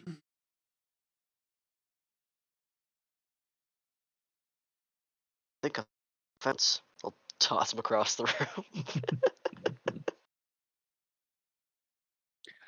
Well, I have good news. The Archon will take audience. If you're able to clean yourselves up a little bit, he'll see you in 2 hours. That's great news. Fantastic.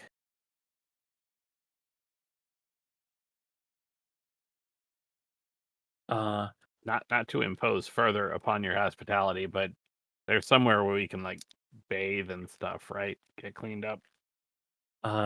You see he snaps a finger and an attendant comes, and this young elven boy shows you where there is a natural spring in the back of the house here. And sort of a kind of a stonework bath has been created. And he just gestures to it and says something in Elvish, and brings back towels for everyone. Sweet. It's very cold. It's crisp, fresh, clear spring water. It's probably for the best. Once you all, I mean, I don't know. When was the last time any of you actually cleaned yourselves? You might you might have slug guts on you. Yeah. It's been a minute. Like we've been some crusty people for a hot minute. Didn't some people get like consumed last combat? By smoke monsters that were not wet, as was specified. Not wet. Which is also still alarming. Not on the outside, sure, but No, that. I clarified that because I was wondering if I was covered in goo. Yeah. You know that wet smoke. That wet smoke. That's what vape is, right? That's what. Yeah, I mean it's fog, right?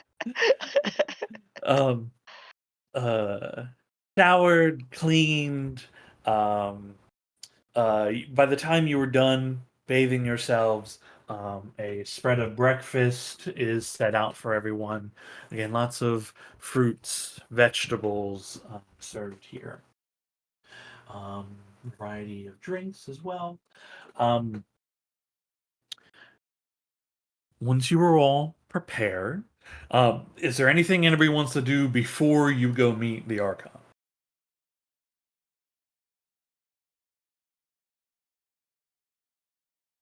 So Uh, breakfast, go through the morning routine. Yeah. Rebraid hair and get clothing patched up best possible. Yeah, sure. Instead of Firm's hair being braided like normal, he takes it down and starts letting it flow, brushes it out, so he can look like everybody else here. Ember Rael comes up to you and says, "Hey, thanks for getting me home last night. I appreciate it. No problem. I didn't Do something really embarrassing. Oh yeah, you did. Don't you worry. no. Don't even tell me. I don't even want to know. I'm fucking with you, but you totally did. Oh no."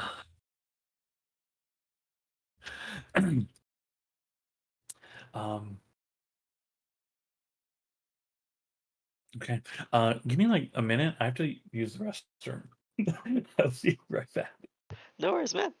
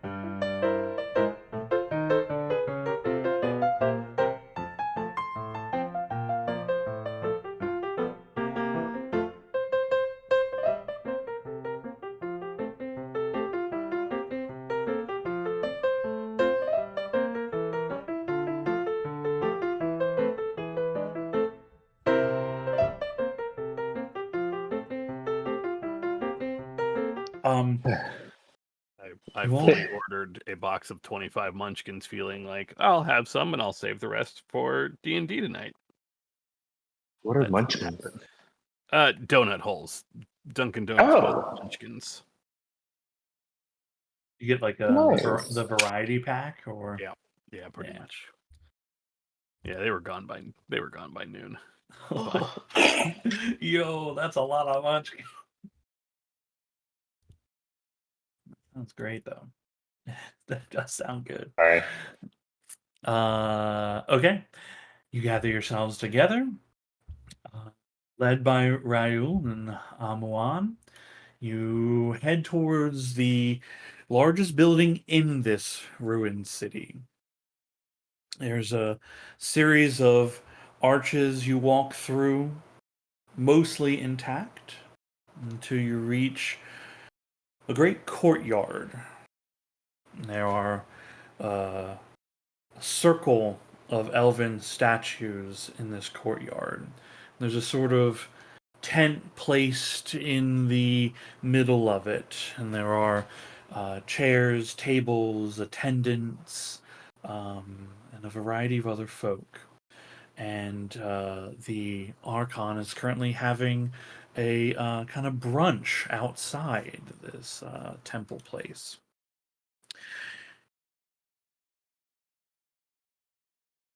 Ryan and his father step up first.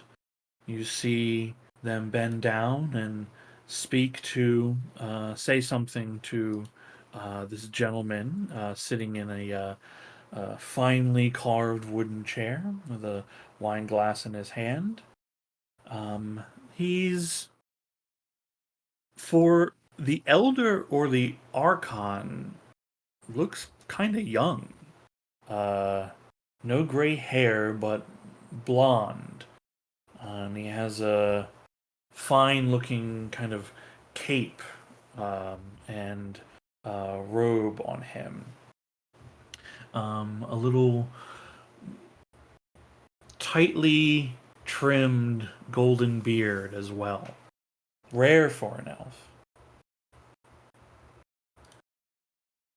They speak to him, and you can see he nods, and Amawan takes a stance at his right-hand side, just behind him. And Rael does the same just behind his father on the right-hand side. And you see the Archon step up and take a few steps towards the edge of the little carpet and they had set down here, and motions for you all to approach. You see this gentleman here.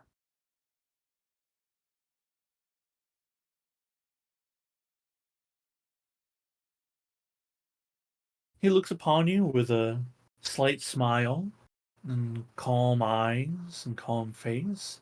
And he extends a hand in your direction and says, "Greetings. I am Thelanon, Archon of Finlanora. You must be the 5th season I've heard so much about."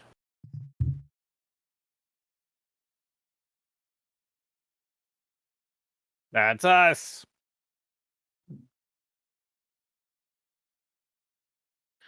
Well, I'm told that you've had many adventures around Adari, and your current adventures bring you here to our city. What can Finlanora do for you?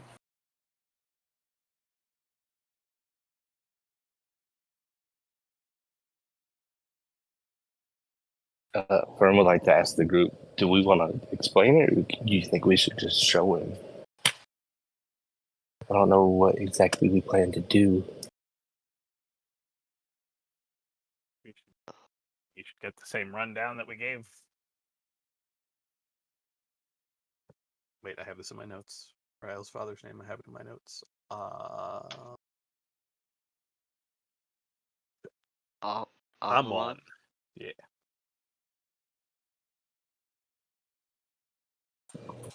Well, with all due respect, it's not what Finlanora can do for us, but what we can do for each other. There is a great threat amassing against this world, amassing against Finlanora. We are happy that we have gotten here before it has. We would very much like to see it dealt with before it enters your fine city. And that is where we can help each other. There is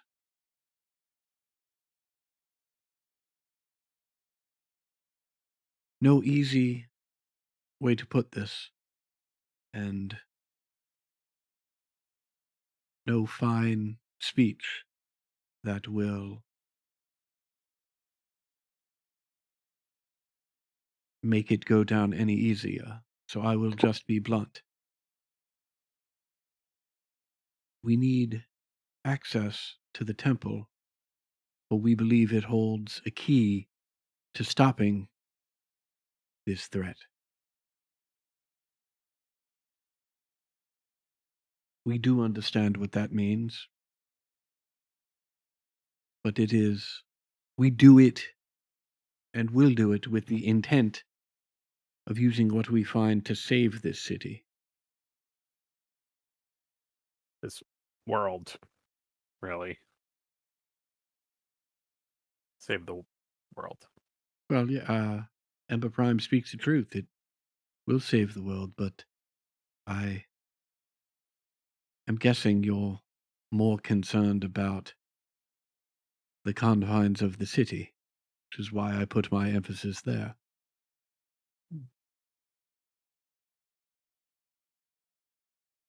and you believe what you need to save our city and the world is within our temple,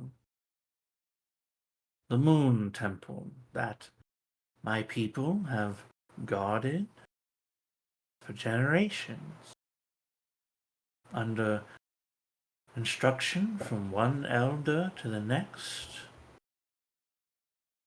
to never enter.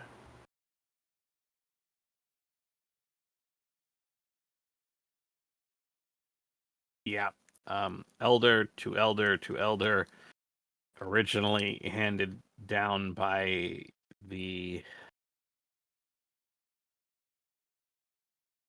oh fuck, what is that race's name? Are there in Vol. here? some- The Vol. Yeah, Yeah. originally handed down by the Vol. We've seen Can't- some of their work, and that's what led us here to begin with. Is one of not the Vol directly, but one of their creations, one of their overseers led us here. So Hmm. I understand we're asking a lot. I understand we're asking you to put a certain amount of belief in the frankly wild things that we are saying to you right now, and certainly asking you to believe us that we are here with both the best of intentions and with the blessings of those who gave you your charge in the first place. But that is why we're here. And I wish I had some way to prove it. If you can read into my mind, you could see it. I Firm speaks up. I can't give you many visuals, but I can give you some if you would be okay with that. I don't want to just start casting magic and then causing problems. You see, he calmly lifts a hand and holds a finger up as to stay you, Fern. And he says, looks at you, Ember, and says, "What do you ask? What all of you are asking is the most taboo. Since the Creed, no one, not a single soul, has entered that temple. It has been that way. And you ask that under my rule, that I be the one to break it for some danger yet to make itself manifest? That some vision of the past sent you here? Well, yet to make itself that danger yet to make itself manifest here. You should ask Bastion or Karakara or Moras, for they have all seen this danger in real time. Some of We us are, quite personally. Mm-hmm. we are not here on a whim or on a hunch.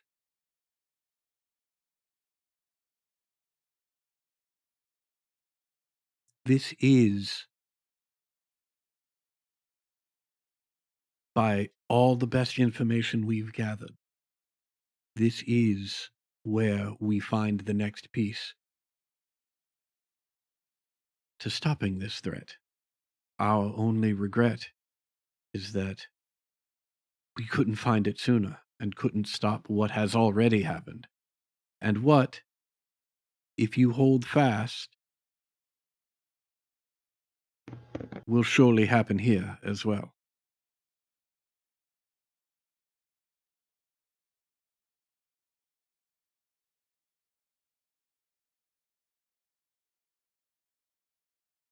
We keep ourselves separate from the greater cities of Adari, out of their problems.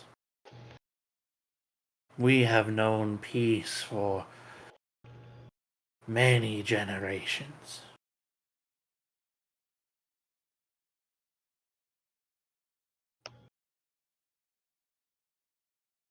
And now the problems of the outside world find their way here, with you as their herald.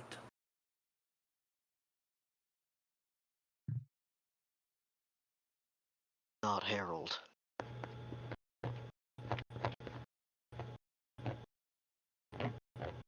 We are not here to call in the darkness. We are here as its ward. Someone of your stature ought to understand the importance of that calling. I understand you both fight against it, as you say, but that also means it follows you. You are touched by it. And where you go, it will follow, and it will find its way here.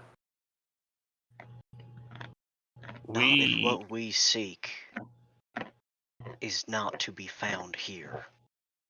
Also, it doesn't follow us.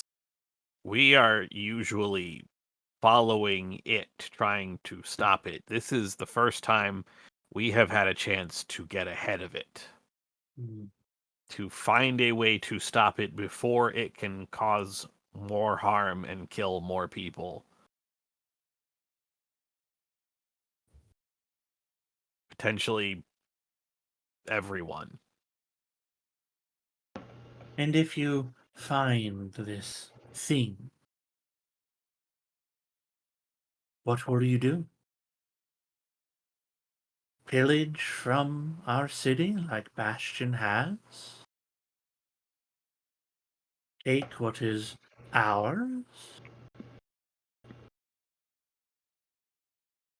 I can only say that we are here for one thing and one thing only.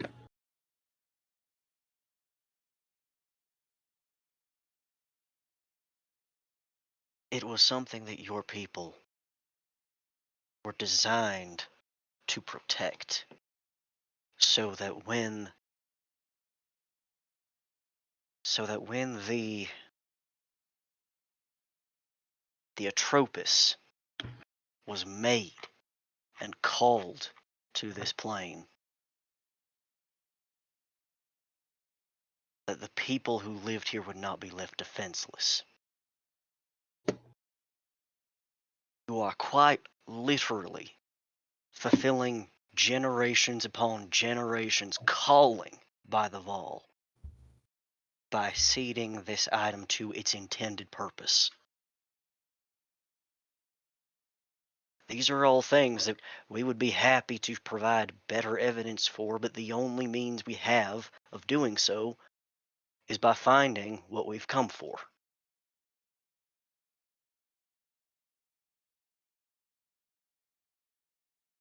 I don't know of any Val of which you speak. And the only guardianship we've ever been entrusted with is from ourselves. To ensure entry to the Moon Temple is not given.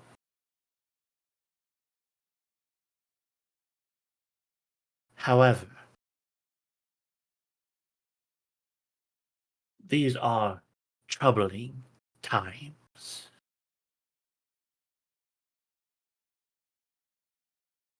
And I feel your words may be right. And a great danger is coming for all of us. And you see his eyes lean up as his head tilts back and he marks the shadow in the sky.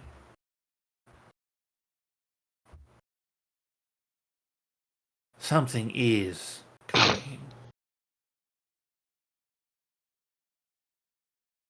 The grass, the trees, they feel it.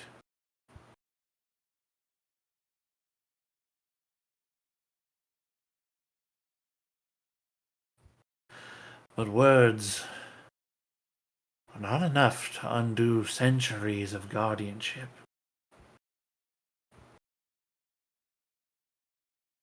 They point to you, Ember. You offered your mind.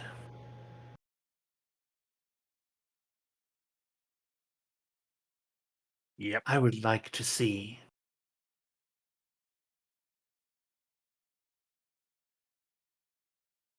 I will pull off my shield, hand it over to somebody, and walk forward.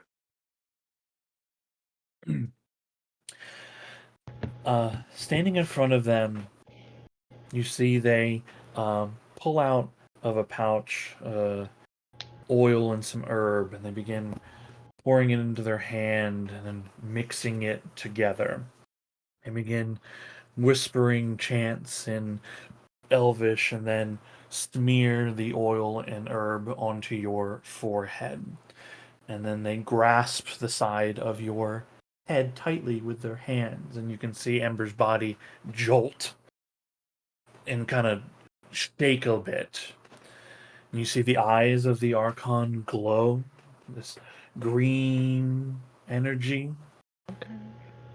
And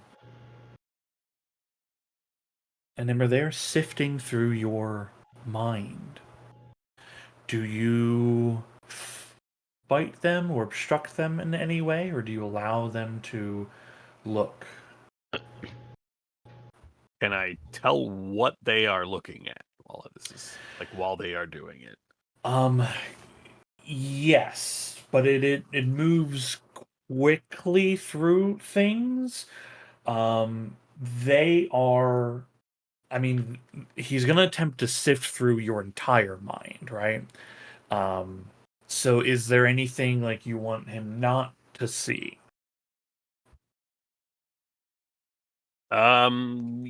Yes. Anything on the Manolite, I am going to do my best to keep him out of. As long as he is going through the trip to the Dread Lookout, even the trip before that, the fights before that, that's fine. Yeah, it's like he's rewinding your memory from today backwards, right? He is trying to see as much as possible to know the truth of what you're saying, right? So to keep him from the secret mineral of Maras, go ahead and make a wisdom saving throw for me.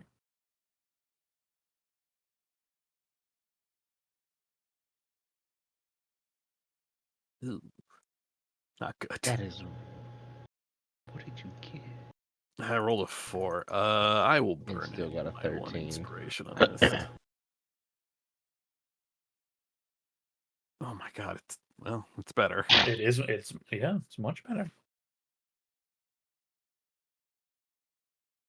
It's you're standing in the moonlight garden with Rael.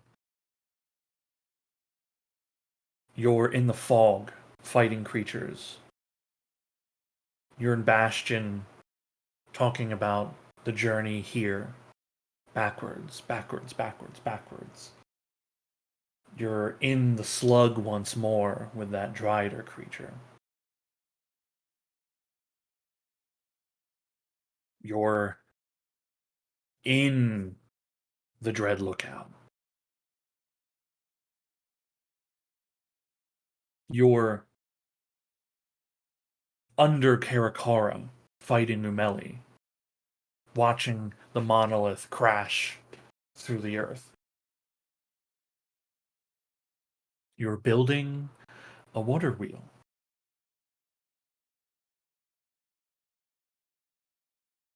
Your home helping bake.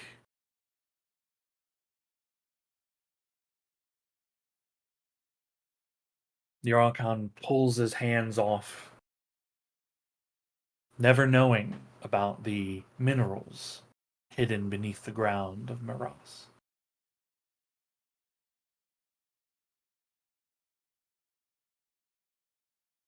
Take 1 point of exhaustion from this.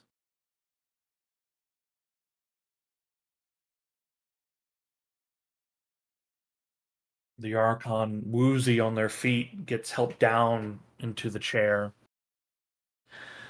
given water. He looks back up at all of you.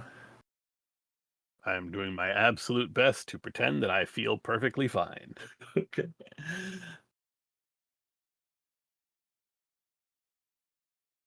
You have proven the veracity of your word.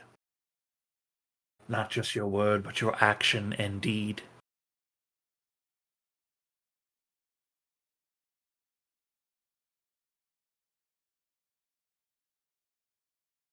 I do not know the consequence of what this will bring. If ruin will come to my people, further hardship, perhaps the weave breaks free from this ground entirely.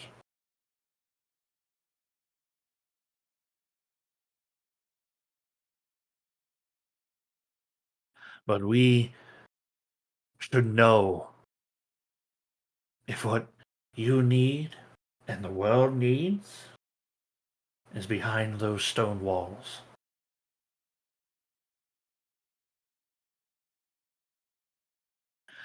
I will permit entry to the Moon Temple, but I will accompany you to know of its contents.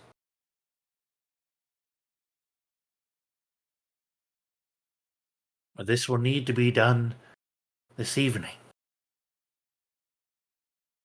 or we will need moonlight to help usher the way.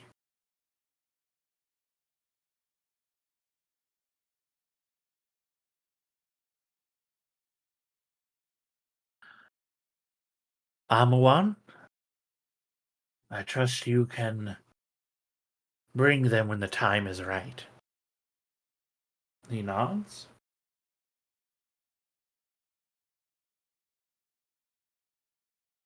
Bow my head in gratitude. In a few hours' time, we will see what the future of Finland Aura has in store for us.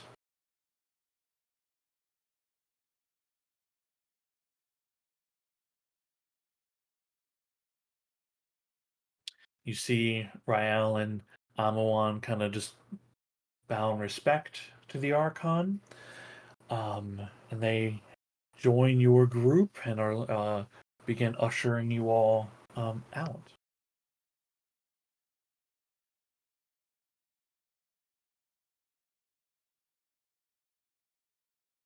Make it out into the hallway, slump against the wall. Okay. You alright? Yeah, I just hurt a lot more than I thought I would. Fair. I'll put my shield back on. Okay, very good.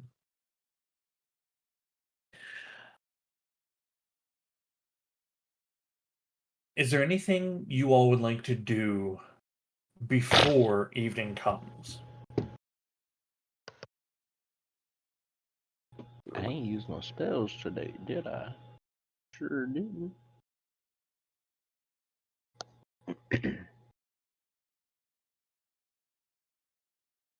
Hmm.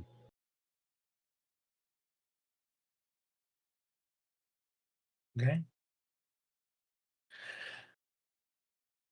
Can I see if Rael got any secret elvish wizard spells I don't know about yet? He doesn't have any secret elvish. You're a much more powerful wizard than he is. All right, never mind. You're Gotta make you're sure my collection gets enhanced. You're extremely powerful compared to him. It's not even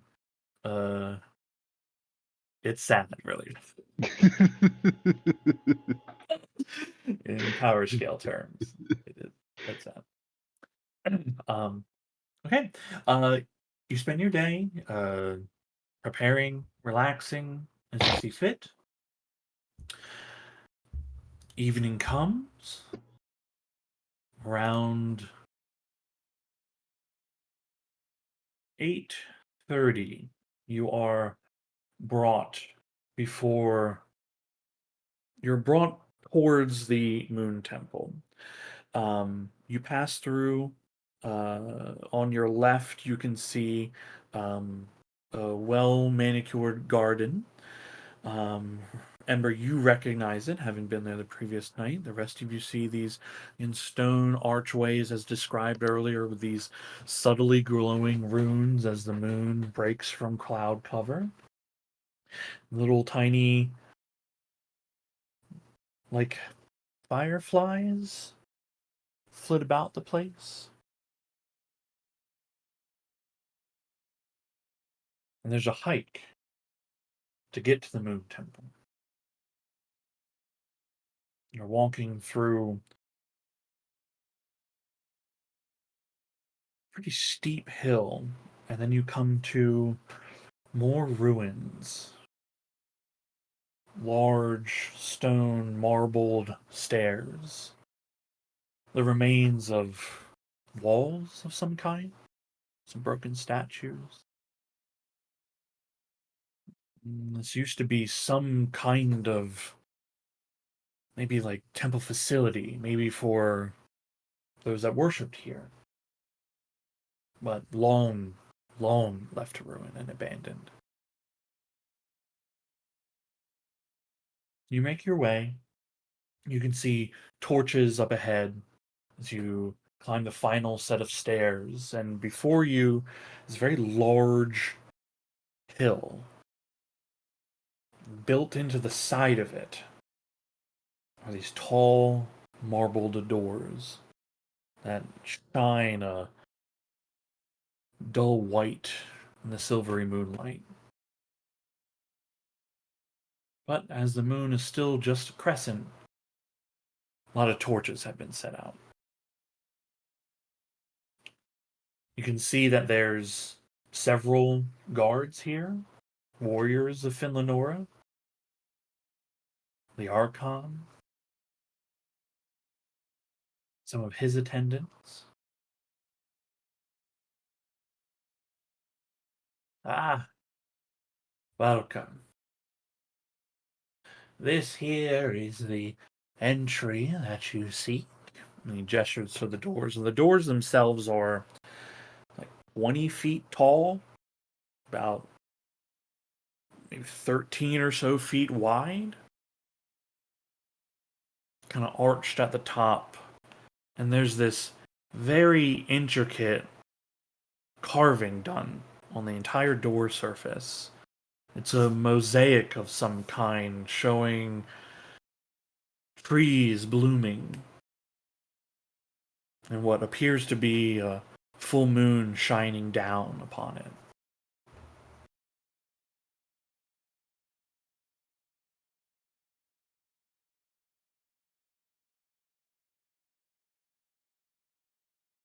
The Archon says, I know not what lies beyond, but we take a step into the unknown together.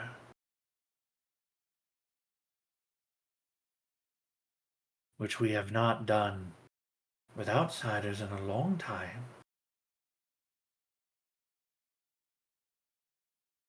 Find what you're looking for.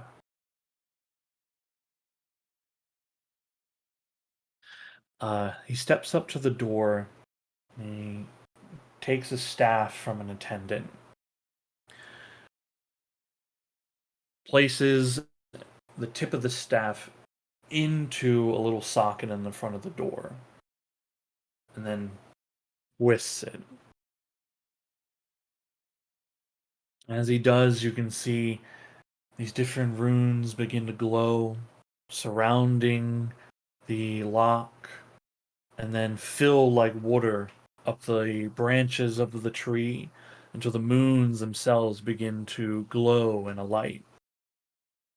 The torches are blown out by a sudden wind, and you're left with this beautiful scene, this mosaic work in the stone that shines a light on all of your faces. There's a loud grinding of stone as the doors begin to open and separate. And the Archon pulls his staff back and hands it to the attendant. The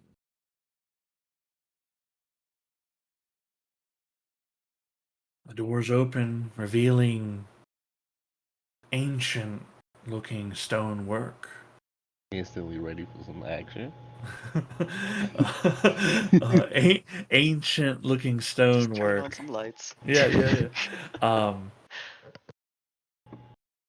A single statue, what looks like the Moon Maiden herself, overseeing a set of stairs that descend down and down, down. Oh my god. That, to be fair, they really do. That group, scary. You see others rush to light the torches that had blown out. The elder looks to all of you and says, "Let us find what lies beyond." And he takes a few steps. Cal runs in and shouts first. No, he doesn't, but he desperately wants to. You can, sir, if you would like. No, Cal is. Those that know him can tell that he is withholding the urge to do exactly that. Just like bouncing on your toes. Yeah.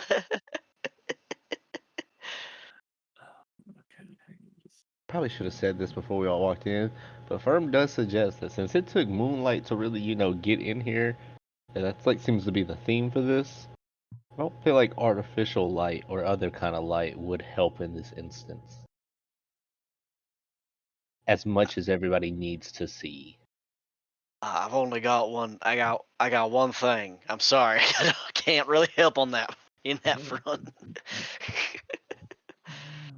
The setting where some people would likely be. He's like, I get that, but what if we turn it off first and then turn it on if nothing happens with moonlight shining its way down?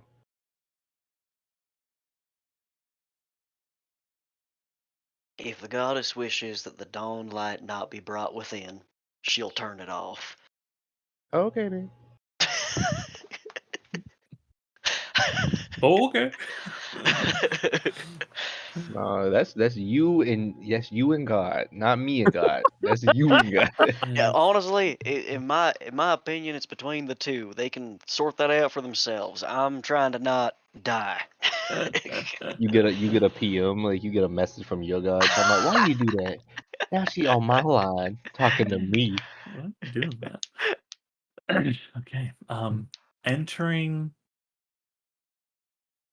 Entering into the temple.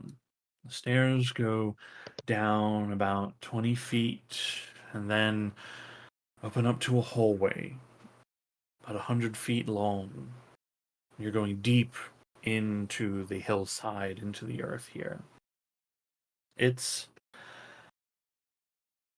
old here. There is lichen and some moisture here. There are pieces where, like, some of the stonework bricks have fallen down and dirt has come through. You see insects scurry in front of your light. Until you come to a set of stairs that begin ascending about about 10 feet up and lead to a small hallway with these little alcoves set to either side, a series of 3 of them, and a door beyond that is closed. I will show you what you see. Okay. Oh, that's And scary. also, just to make sure, reset the lighting. Okay. There are no lights beyond what you have yourself. You see a dead body here. Can you guys see the blood splats? Sure can. Yep, those are all. Unfortunately. Yeah, those are all dead things. You see just like remains of like pieces of what's probably a body that's survived a bit through the ages. But it's mostly, you know, that they're bodies because there's like bits of armor and metal that's survived as well. So you're able to kind of piece together like, oh, those are bodies for sure. Oh, What what a is- treasure. Yeah, what do you guys do? We probably gonna have to find. We gonna run into somebody while we down here. Now we gotta figure it out. We in a dark place. Without getting too close to start, is it immediately obvious how that these bodies are anciently dead or newly dead or stabbed or just Um, drop dead? You'd have to get close and make like investigation and medicine checks, right? Like you'd have to really interact with it to find out. Right. I just like we're not looking at bones, right? Like remains of bones, right? Like things that have just barely survived time. Okay. You know?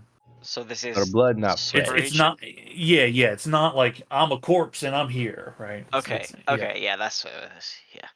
I'm not really Okay. judging, but that token that you used for the Archon, he did look a little menacing, a little bit possessed. He does kind of. Yeah, the artwork is a little. Yeah. It's just to denote his power. Yeah, power. I'll make a medicine check to see if these things have been like either flayed or skewered or roasted by divinity. Sure. I Yeah. I am trained in mill assist. Okay. I mean, you are probably better to make the roll yourself. Not while exhausted, I'm not. Oh, you're right. We'll take another crack at it. I'm gonna investigate right yonder. Hey. Hey, thank you, Ted. Huge. Okay. Okay. Idle curiosity here. Yeah. Ragnarok, what are you looking for? Pretty much how these things died. 13 How and these getting things died. 11. Okay. I'm actually trained in medicine. Sorry. Okay. Yeah, like if there's like something like clearly a trap, like an arrow sticking out of them or something. Sure. Okay. Rainier, what are you looking for? Yeah, causes of death. Causes of death. Okay. Firm, and what are you looking for? Oh, he just wanted to see what the body was like. He just wanted to look at it. Oh, Just okay. look around, see what, you know. Yeah, it's again, like pieces of bone, some pieces of armor or weaponry that have not been lost to time.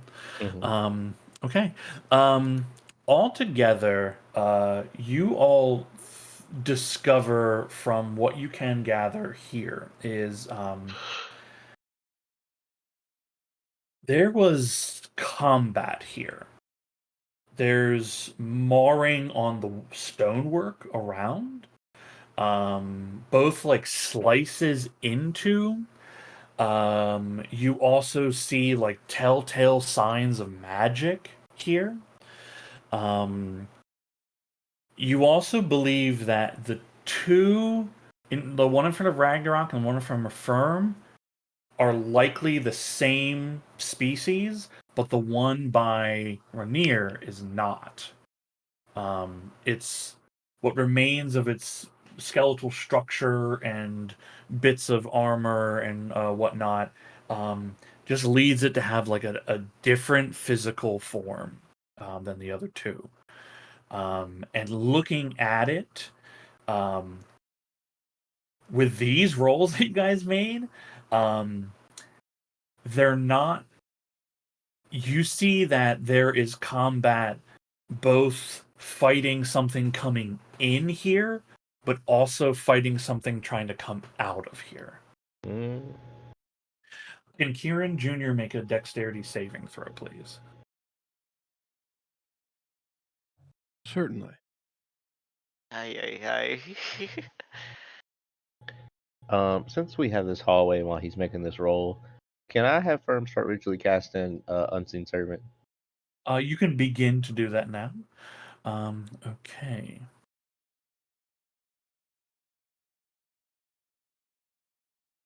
Kieran takes pretty good.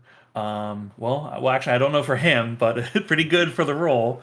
5 points of force damage as they move forward. These little alcoves here and here. You see as Kieran approaches, a wall of energy just appears as they slam against it. And then unfortunately, they do not make it to the other side. And it is from the floor to ceiling coverage. Okay. And you see it scintillating there. I will snap KJ back into his pocket dimension. Okay. And we'll heal him and remove him. I will cast light on one of my rings. Okay. Cast light on one of your rings.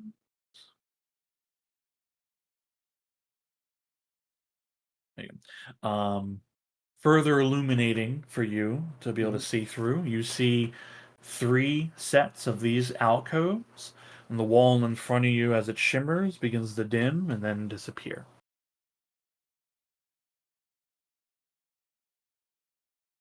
Do I see anything that looks like a switch? Make a perception check.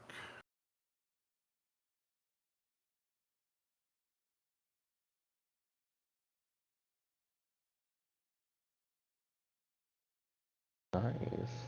Quite good. You see on the far corner there is some kind of.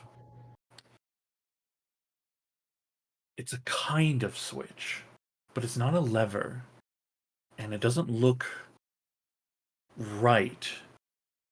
It looks like ancient arcana. It looks like a piece of like cipher equipment almost in the wall.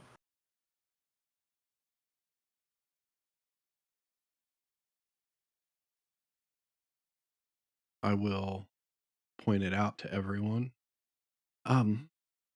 You think perhaps that has some sort of control over these mystical walls that injured Kieran so?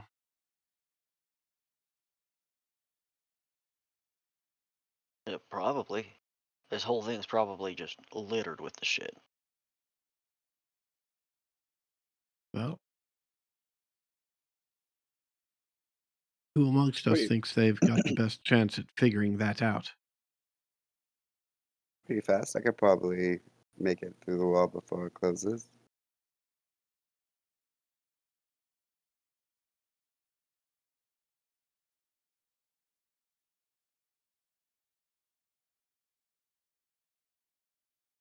Any objections? You're welcome to it. Worth a try. Wait, before we, is it? I will just is there like a broken piece of stone or just a rock on the ground that I Oh can? yeah, you can easily get Yeah. a. Oh yeah. I will chuck one of those through to see if it bounces into this wall. Yeah, you chuck a rock, uh, the barrier alights, and the rock is sliced in two. Ooh. That's really cute. Love that. And the barrier shimmers, scintillates, and then fades.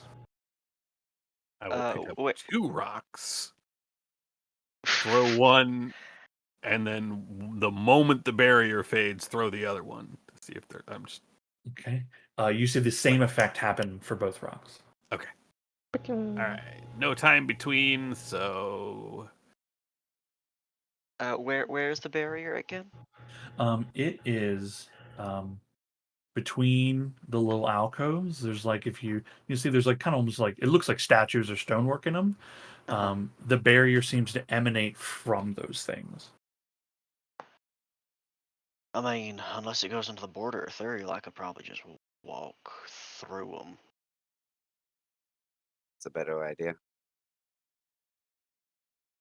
Could give it a shot. Won't know for about 10 seconds until, or if it doesn't work though.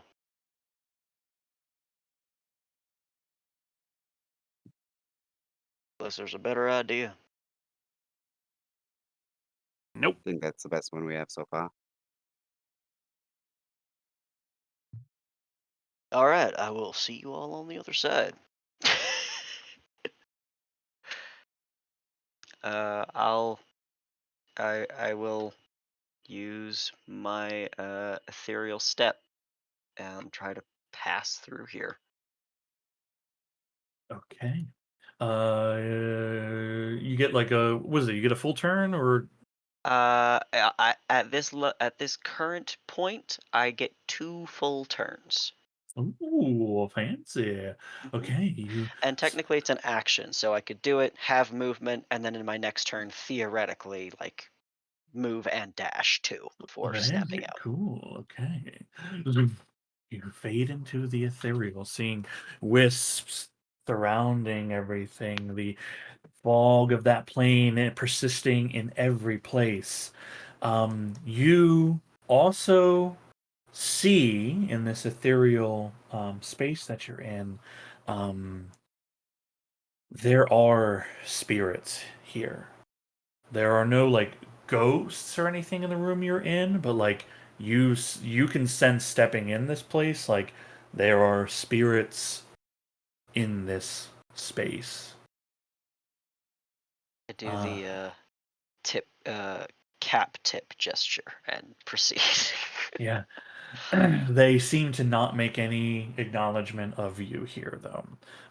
And even to call them a spirit would be generous in their current state of not holding it together. um, okay, you, uh, as you approach the barrier and move to step through, the barrier does not activate. And Thank God. I'll give you control of your token. I'd love to not be hemorrhaging in the ethereal plane. That's great. Okay. Can you ping again where Cal indicated the? Okay. In that case, I'll just want da. Yep. Walking right through, nothing activates of any kind. Can I see it from where I am? This object? Yeah. It's on the wall, like where a button or lever could be, right? At like a normal Uh-huh. kind of height for that. Uh-huh. Purpose built, purpose made. Um, you also like you hear a few whispers and turn. No spirits there, but they're about. Okay. I'm assuming I'm gonna have to wait to exit the ethereal in order Yeah, the to button is roll not the. on this plane of existence. Correct. Yeah. Yeah. So I'll just wait a little bit and then wave to everyone once they can see me again. Cool. Oh, let me. Cool. Rainier, returns to this plane, fading in. You see some smoky wisp around their body dissipating. On the other side, no barrier having activated. And then I'll attempt an Ancient Arcana check to see if this will actually help us at this time. Okay, that's a good roll, but unfortunately, that check doesn't answer the question. You have to push it to no, right? Oh, okay, gotcha. Okay, that makes sense. I'll just push the button then. Okay. Pressing the button, there's a kind of fading of energy. That's all that happens. Give her another toss, Ember Prime.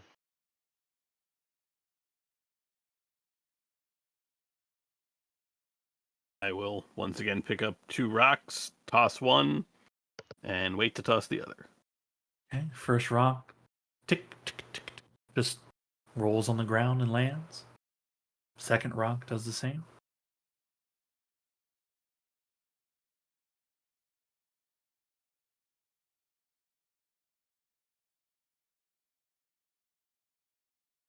If I'll walk up.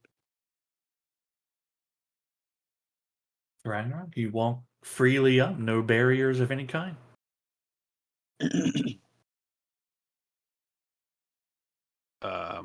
Archon, are you sure you want to go with us? We can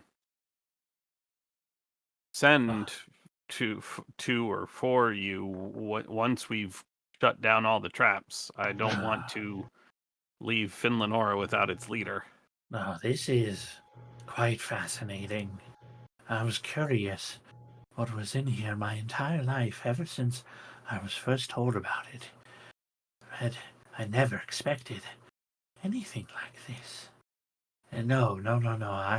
I want to be here, and I'm curious at how skilled you really are. Rael and Amawan spoke quite highly of you, and there have been rumors of your name.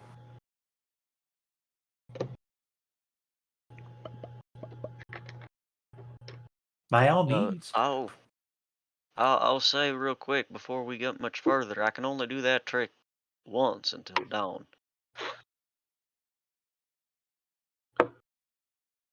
So if we come across a similar thing, we'll have to figure out another way through.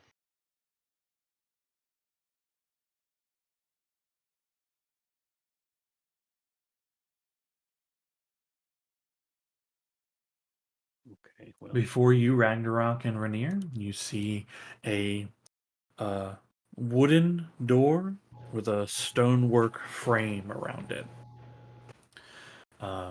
Pushing against it, it appears to be locked. Ooh.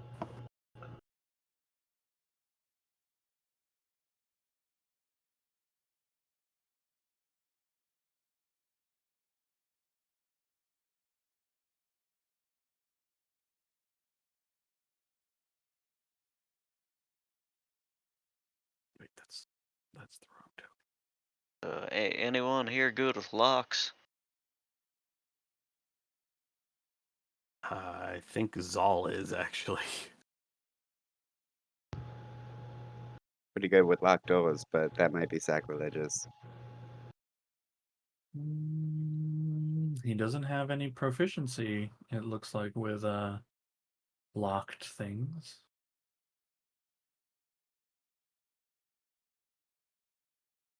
He do got knocked though.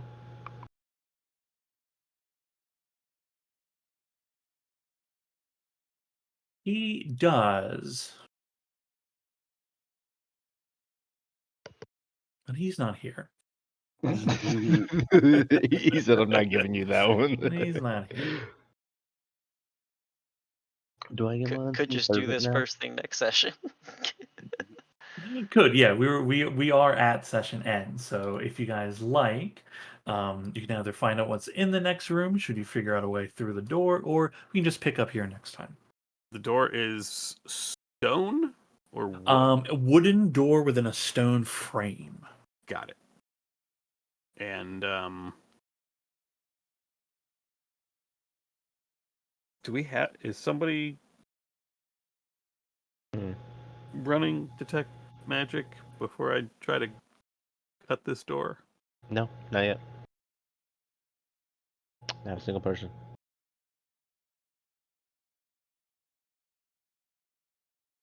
I'm not burning a 4th level spell slot to stone shape through this door and take the hinges out of the wall. That is an option for later. Not doing that now. First this door. is room 1.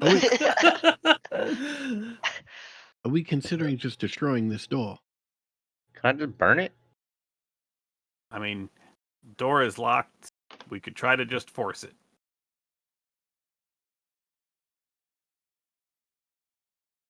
Anything we could do. I'll just look to Archon and say. 'cause this is the Or sacred place. Well, yes, but one needs to proceed. Oh, Come here. I'll take that as permission. I would like to force the door open. Okay, give me athletics check. Come here. train. He's right. How do you smash this door right open? I'm just gonna shoulder check it basically. Okay, it comes apart quite easily as the wood kind of like almost falls apart with rot. The DM gives you a fake door What check. what's the Archon look like when that door cracks open? Excited, curious, apprehensive, right? He said, "What the fuck? Yeah. Do I get an unseen servant now? Just curious." Technically, if someone had ritually cast detect magic, you would have. But you're ritually casting unseen servant.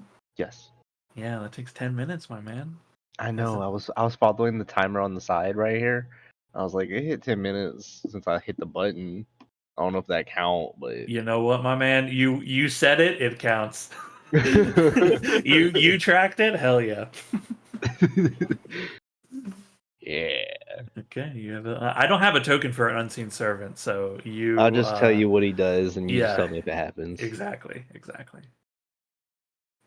Okay. Ragnarok stepping in, and we'll end here, but pick up the next session. Stepping in, you see a room, another stonework room. Everything here is all stonework. Again, the same age to everything. You see more bodily remains in here. Anywhere there's a blood splat, that's where there is bodily remains. And then these things here, these little stonework things, these are all sarcophagi that are closed. Oh, love those. I remember the last time we ran across something like that. Yeah, in your vision, you can see that there is a chamber. Like you can see that there's like stairs here going somewhere, and that there's a little bit more to the room to the right. But you also see this here is water. There's like a channel of water that seems to be running under this wall. What's this thing right here? It appears to be like Yeah, yeah, it's like a table, and you see that there's a body. There are bodily remains nearby that. Oh, sorry, not a table, like a desk of some kind.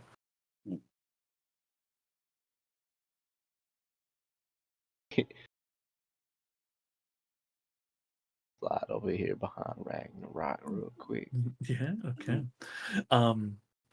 We will pick up here next session of your further exploration of the Moon Temple of Finlanora. Found out Sean took the Moon Temple layout from Baldur's Gate 3.